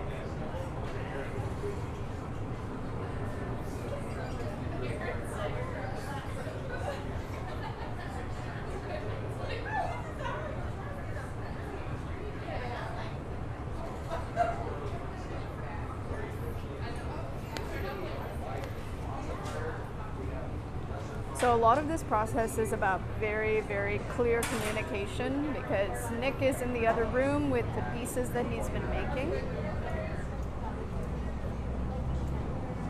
And Clifton and him have got to understand what the timing needs to be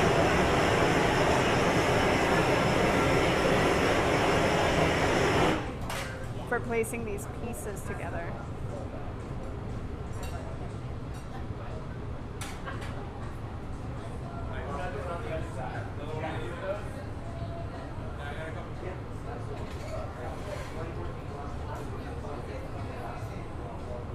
So Clifton's going to flash this piece, make sure to keep the temperature nice and even.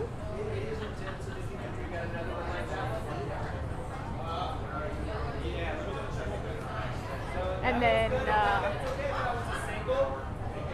let's do we'll do a cluster of those ones you were making. You got quite a few. Do a cluster of those on this side, and there'll be room for a couple of more things. So Clifton's planning out the placement of these. We've got a couple of Nick's flowers in there. We've got a few leaves. So I believe Nick is going to be bringing over a couple of leaves next.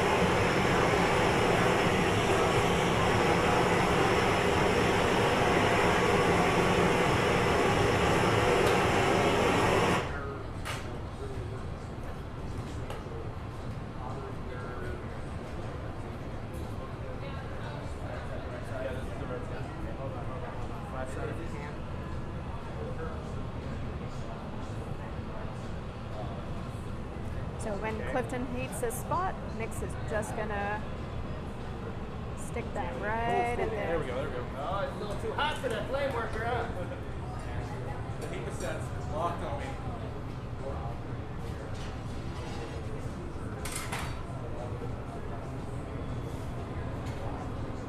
All right.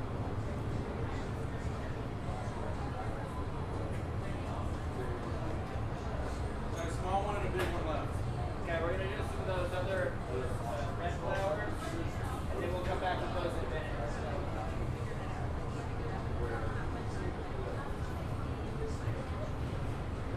Nick also has a couple of flowers besides the leaves, but those leaves look so good.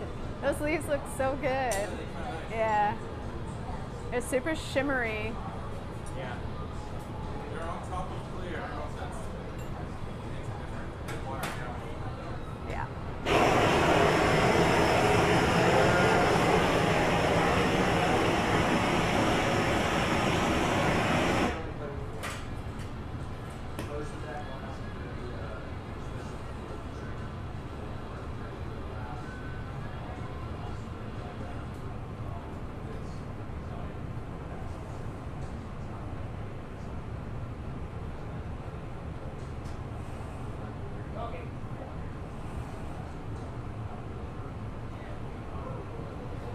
And before the broadcast, Erica was making these cute little lily forms. So she's brought a couple of those over. We're gonna attach a few of them to this vessel. So so pretty. That looks so good.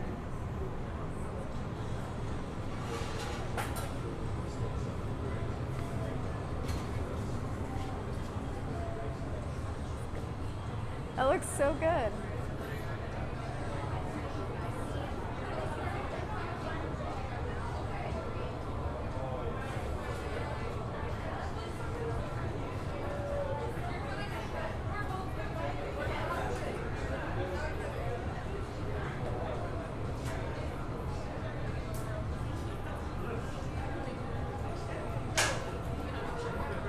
Clifton's doing a little bit of adjustment on the last piece he placed.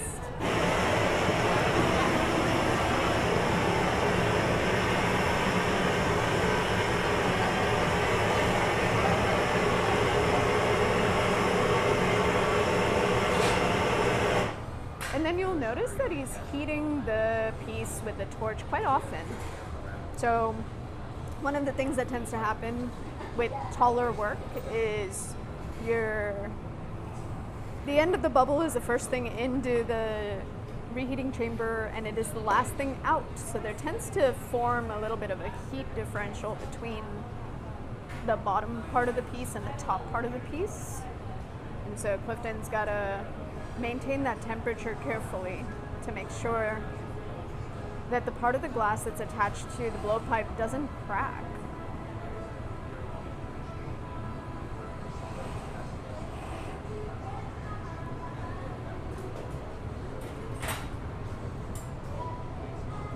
Erica's got another little lily.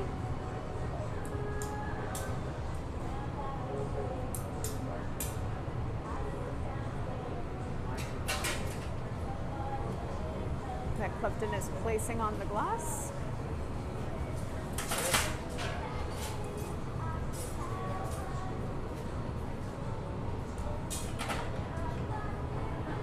It looks really good.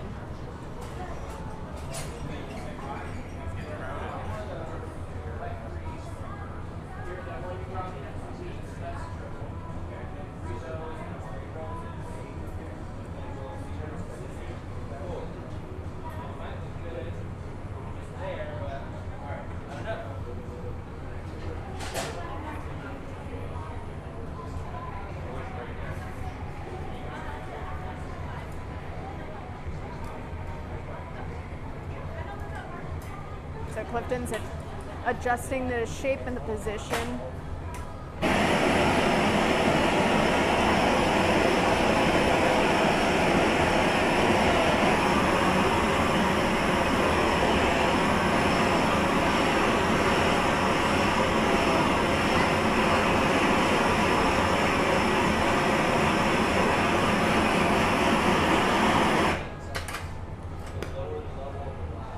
And then torching the area where we're going to attach that piece.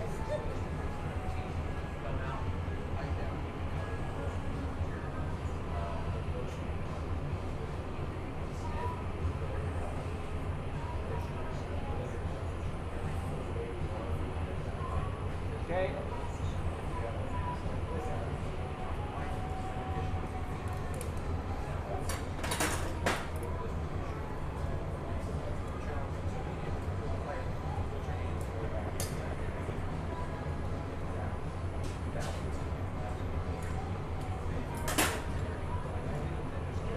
That looks really cute.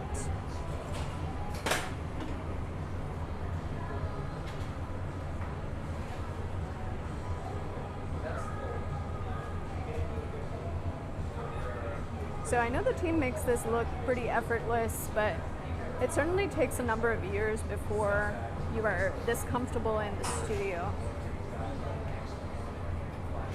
Most of the classes we offer are beginning classes, but one of the best parts about SiNaCa is that once you've taken a couple of beginning classes and you've learned how to work the material and you're comfortable, you can also rent our facility. So that's one of the really awesome things about our public access studio, is that if you want to continue a career in glass, you want to keep working in this material, you can actually rent our facility to continue learning.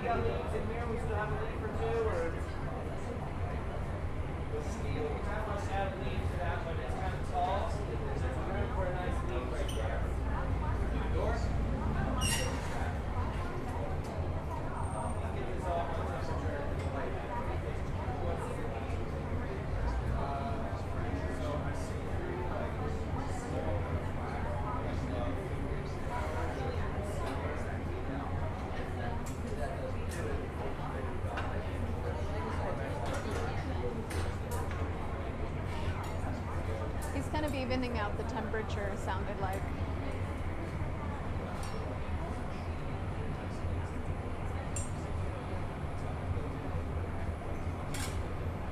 Room for a leaf here. Kind of an awkward connection. I'd like to get it a little stronger. This side looks fine.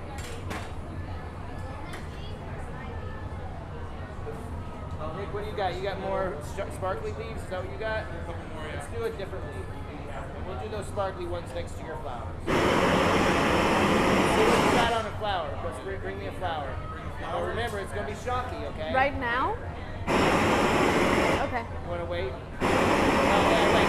Later, after this leaf. Yeah, let me bring the leaves.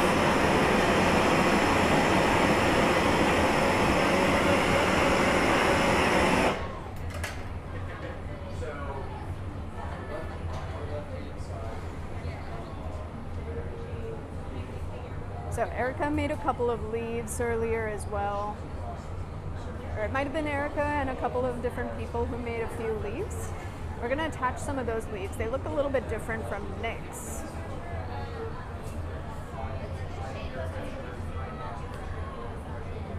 Dig it.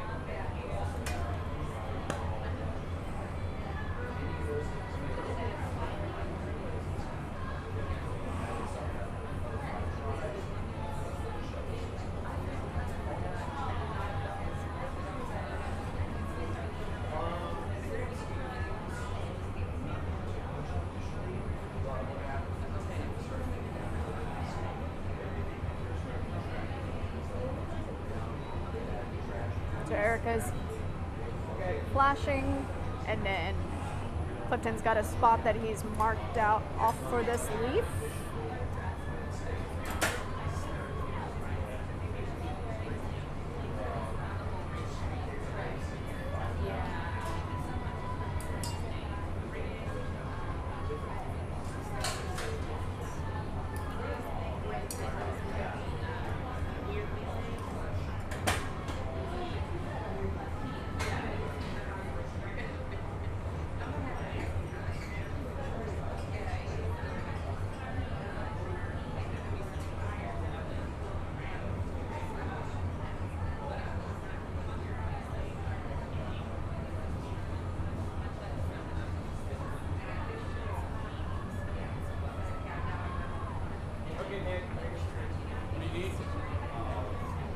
A leaf? No, I want to do a flower. You want a flower?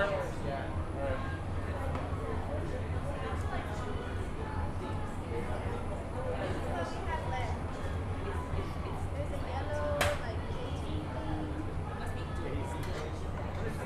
Let's put some of Nick's stuff on over here.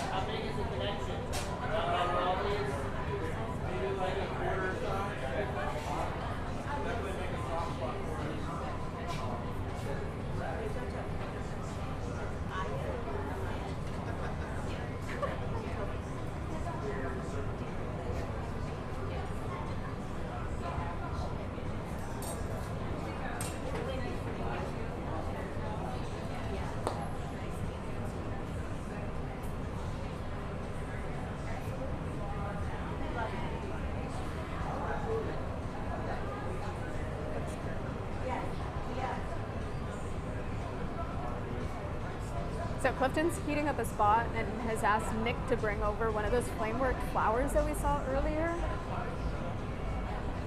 The ones that are super, super detailed. He's pulling it out of the annealer right now. Bringing it over.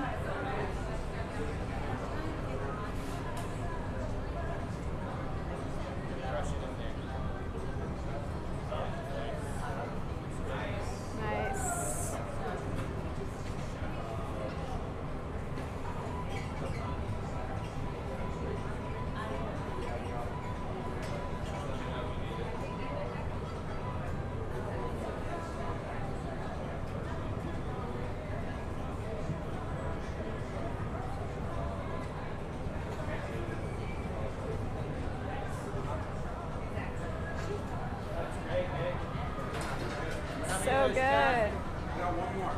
One more. Like a lotus. Yeah, it's super cool. The other one looks different. Okay, we'll do the other one up here, but let's put the leaves on first, and then we'll put it in the middle of the leaves.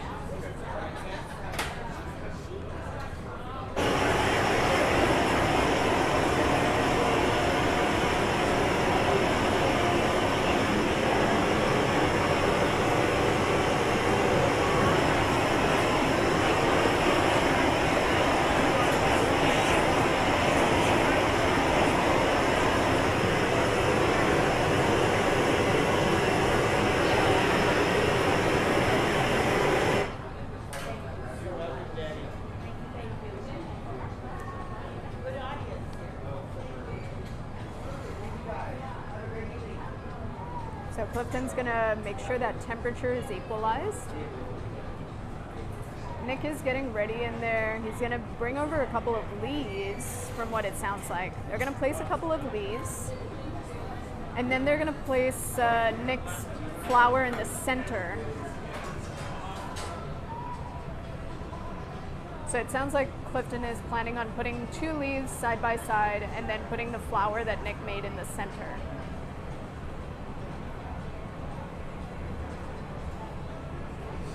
All right, Nick.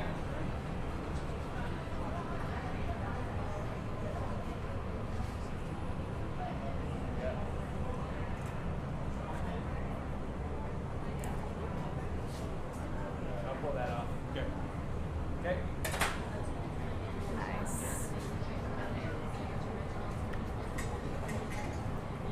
Tight below those things flailing around down there. That's why I was wondering, we need to make the waist of this thing small. Otherwise, all the doors are going to be open.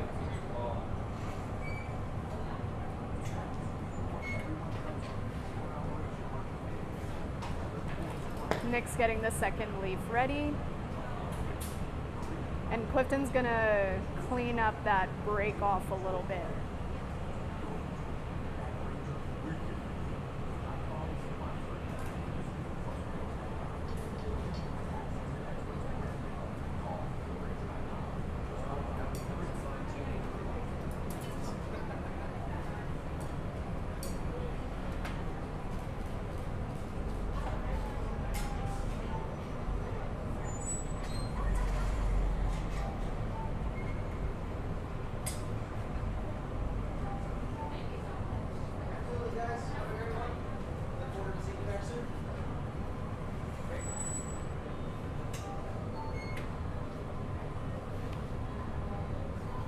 So Nick's making sure he keeps that little chunk of glass warm. Okay,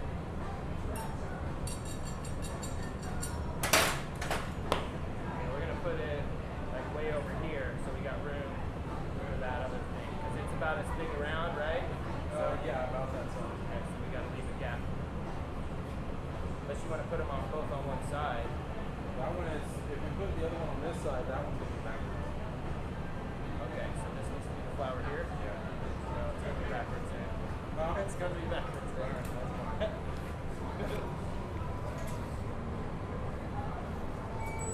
I can grab it and pull on it, make it a little longer.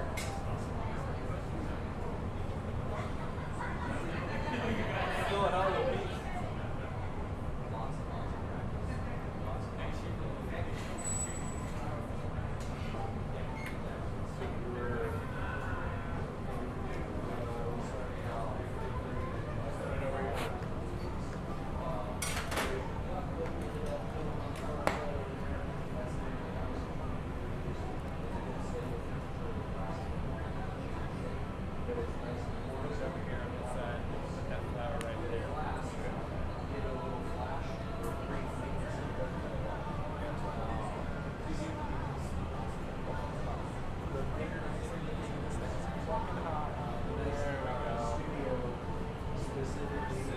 Nice.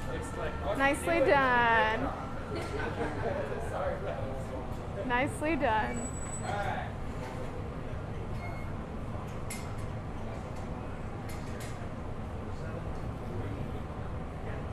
Flower going on next?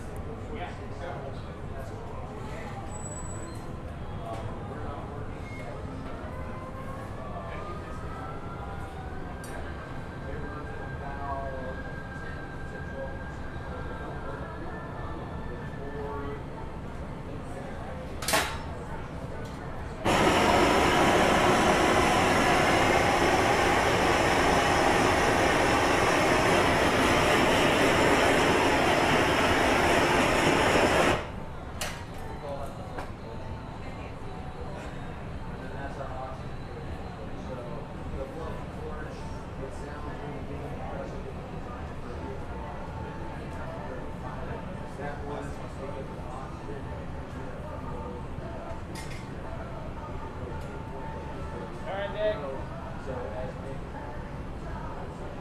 Clifton's heating up that spot again. Nick's coming over with that flour.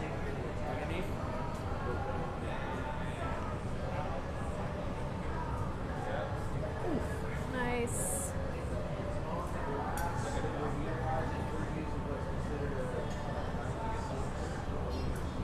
Nice job.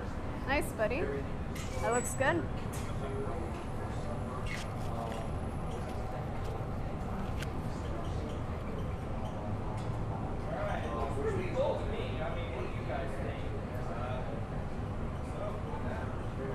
One more for good luck.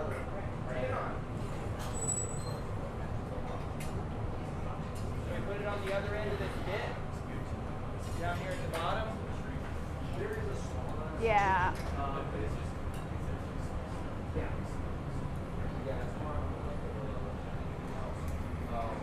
What is on the pipe always looks bigger than what you take out. Nice, Clifton. That looks good. It's on there good.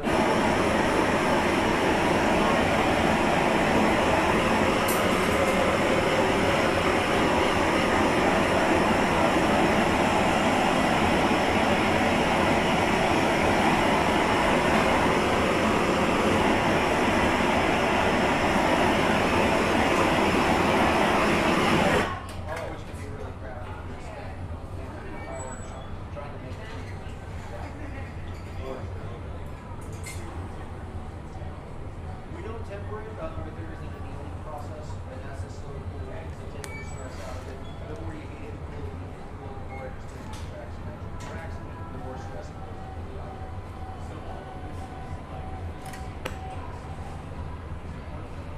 So this will likely be the last piece that we add to this vessel before we punty it and open it up. It's looking dang good. So those of you who've been watching from the beginning saw us make the flowers. We started with the flowers. We made the bubble with a bunch of color on it, added the vine, and then started adding all those flowers we had put away.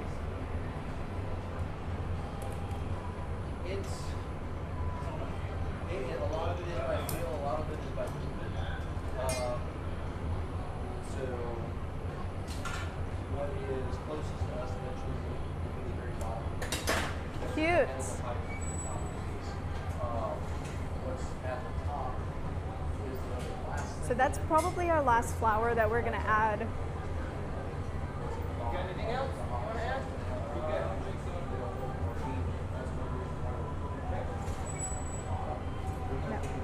All right. Effectively, eventually we'll stick another. Any other flowers from that box we should add? Okay. So that probably is the last flower. Clifton's gonna do a little bit of adjustment anywhere that he sees things might need to be adjusted a little bit. I like that thing.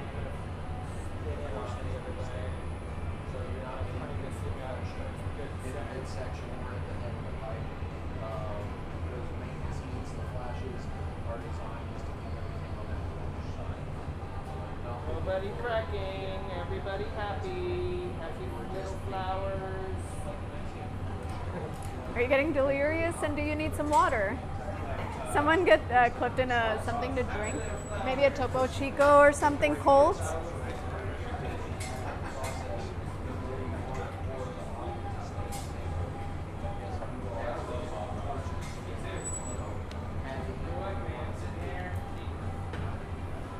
Thanks, Erica.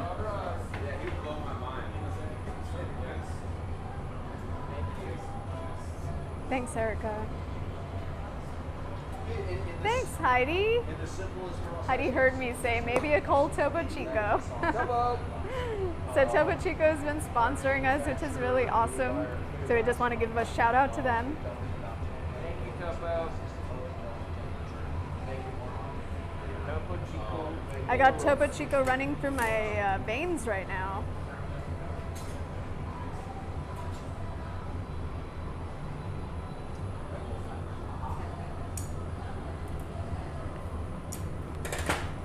Nice.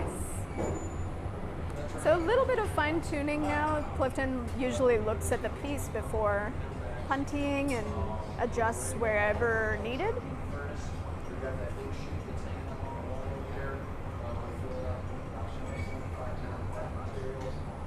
Alright, Kev, let's funny this thing up. Let's put a big old gnarly green lip wrap on it. Like the vine.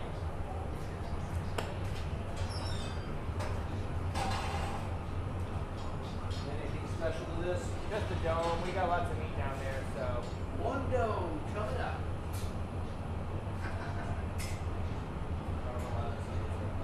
Would you like it with a little knob on it so you can hold on to it? Keep messing with it.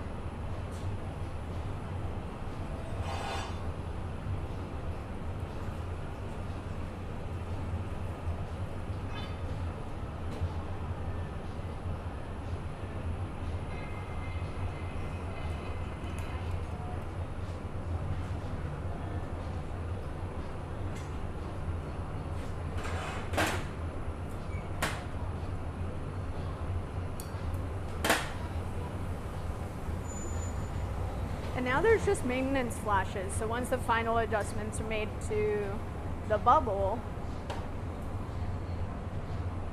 Kevin's gonna make a punty, which is just a blob of glass on the end of a solid steel rod. He's gonna make that into something that looks kind of like a Q-tip shape.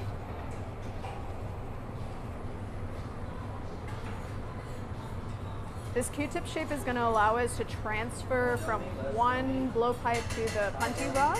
Max, tell me. Choose your favorite hockey player du jour.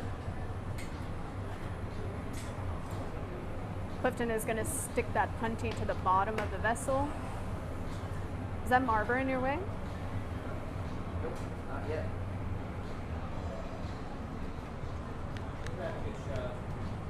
Yeah, that sounded a little cold. Yeah. Nice centering though. We're stuck now. Move. I'm ready. Let's go.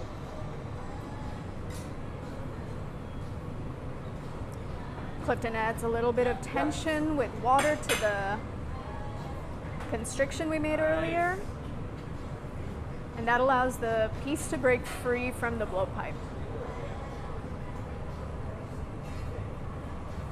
I think it's really, really tall. I would not feel it now.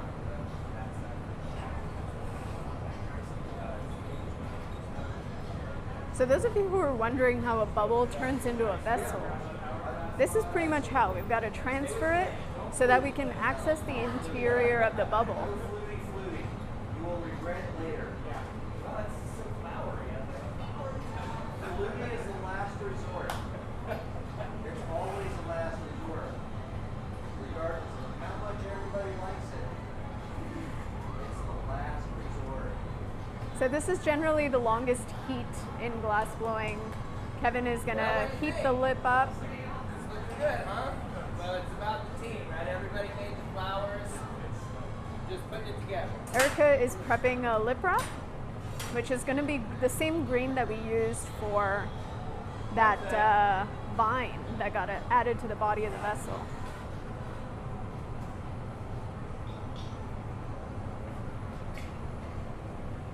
Got it.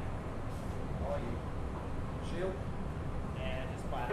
And you guys can see now that the vessel is open. I will find the smallest paddle possible. Doesn't that feel good?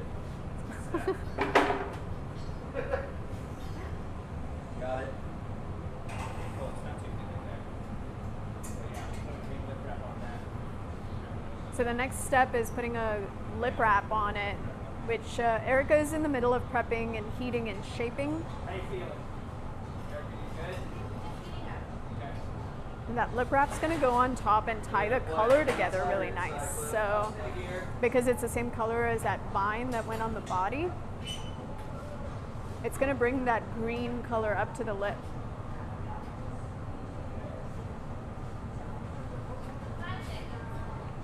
Four, three, two, one. Lip wrap.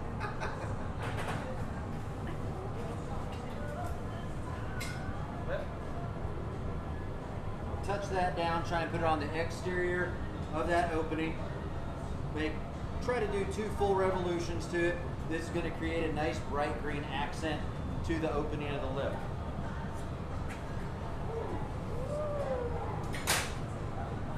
Didn't expect that move.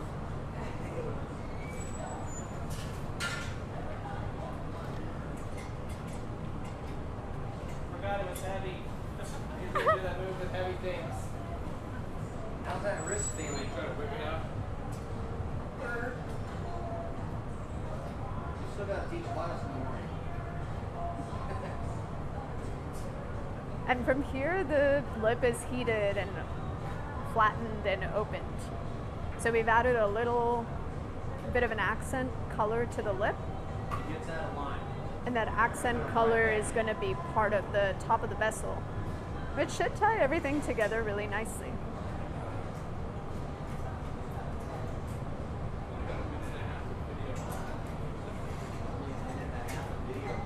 Yeah, my phone is full. Oh, it's full. You need a bigger phone.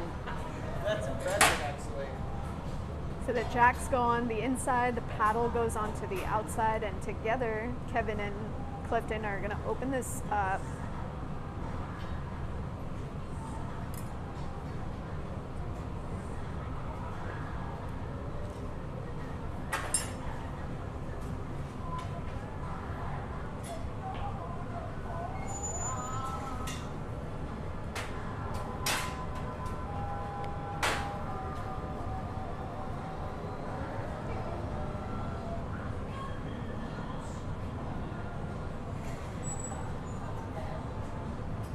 Pretty nice.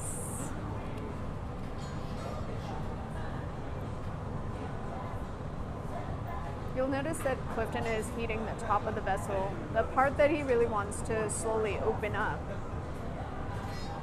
It's all about heat control, and so making sure that he's not heating the entire thing. Doesn't want to get all those flowers to move.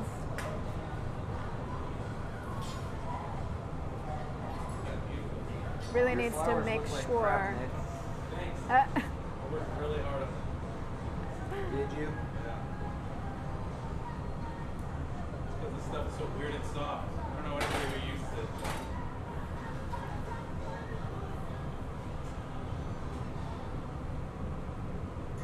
Beauty. Nice moves.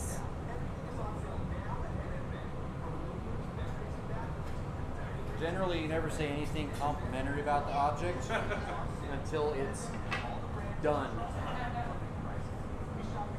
Very nice. So, oh.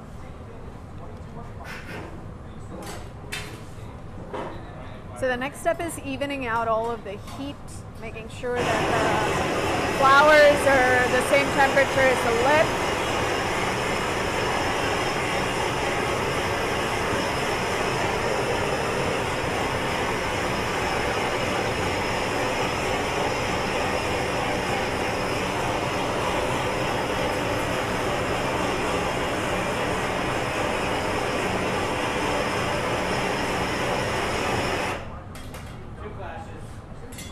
Cool. Going upper right, bottom box.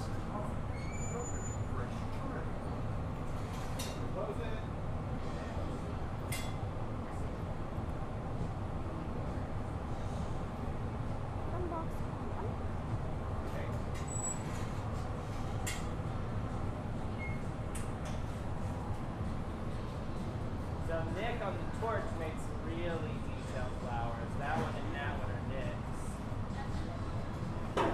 Kevin's little roses. I made that little good. Nick is here on the torch. Erica made this cluster of 3. And Andrew made this one. And I made that one. And that was pretty, huh?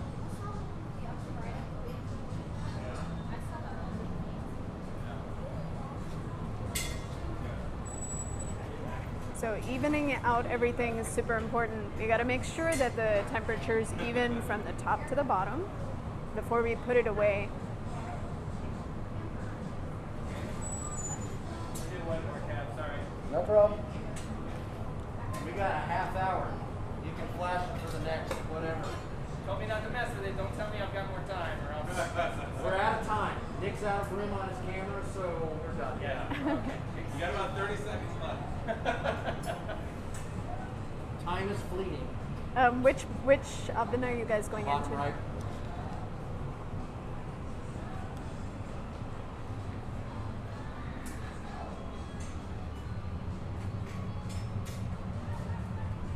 All right. So Clifton is making sure that the temperature is equalized.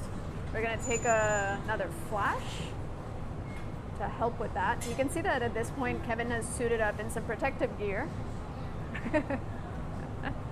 because he's going to be grabbing onto this piece of glass and putting it into a 900-degree oven. So annealing is a process of slow cooling the glass. We're going to stick it in the box, and then it's going to come down real nice and slow.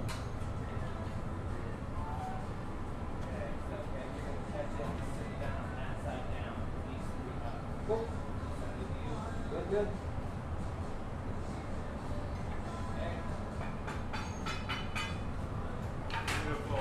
Nice.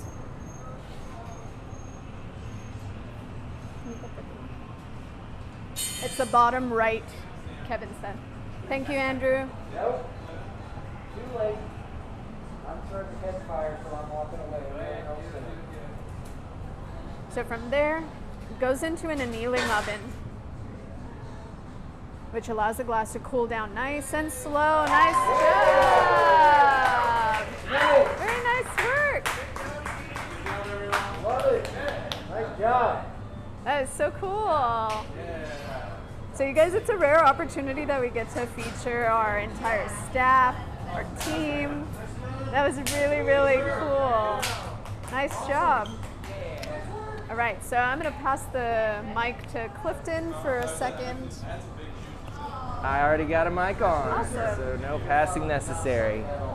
Thanks, team. It's really about community here at SiNaCa Studios. We're really about bringing people together, bringing together these three basic elements, filling it with energy, and creating beautiful things and great outcomes. So I want to thank the team, everybody involved, Gene behind the camera. Thanks so much for narrating. Brandy in there working it, and Heidi. Thank you guys all so much for being behind the scenes. Andrew and Erica and Kevin and Nick. It's really great when we can kind of cross-pollinate studios. Oftentimes the flame workers are in the flame working studio and the glass blowers are in the glass blowing studio, so when we can bring them together, it's special. So I really enjoy doing that, and as you can see, if you notice, Nick's flowers were the best. Those were gorgeous. So bringing that all together is really fun and really special. So thanks so much for tuning in, everybody. I want to thank the Texas Commission on the Arts and Ellen Carroll Green Roads Charitable Trust, the J.E.S. Edwards Family Foundation, the R4 Foundation, the City of Fort Worth, Arts Fort Worth for their support, and for everybody out there who donates to SiNaCa Studios. We are growing. We have great plans. We have awesome strategies. We have really cool goals that are meaningful. Glass is important. People don't give it as much due as it deserves, and we're important. SiNaCa Studios belongs to this community, and we love it.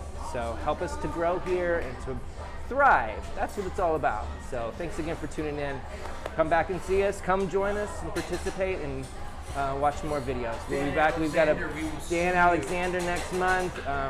We've got plans for like David Patchen. We've got friends like Mark Laputa and Rob Stern and Steve Hagen and wonderful glass artists who move around in this area. So keep an eye on us. We're bringing some great things to your couch soon.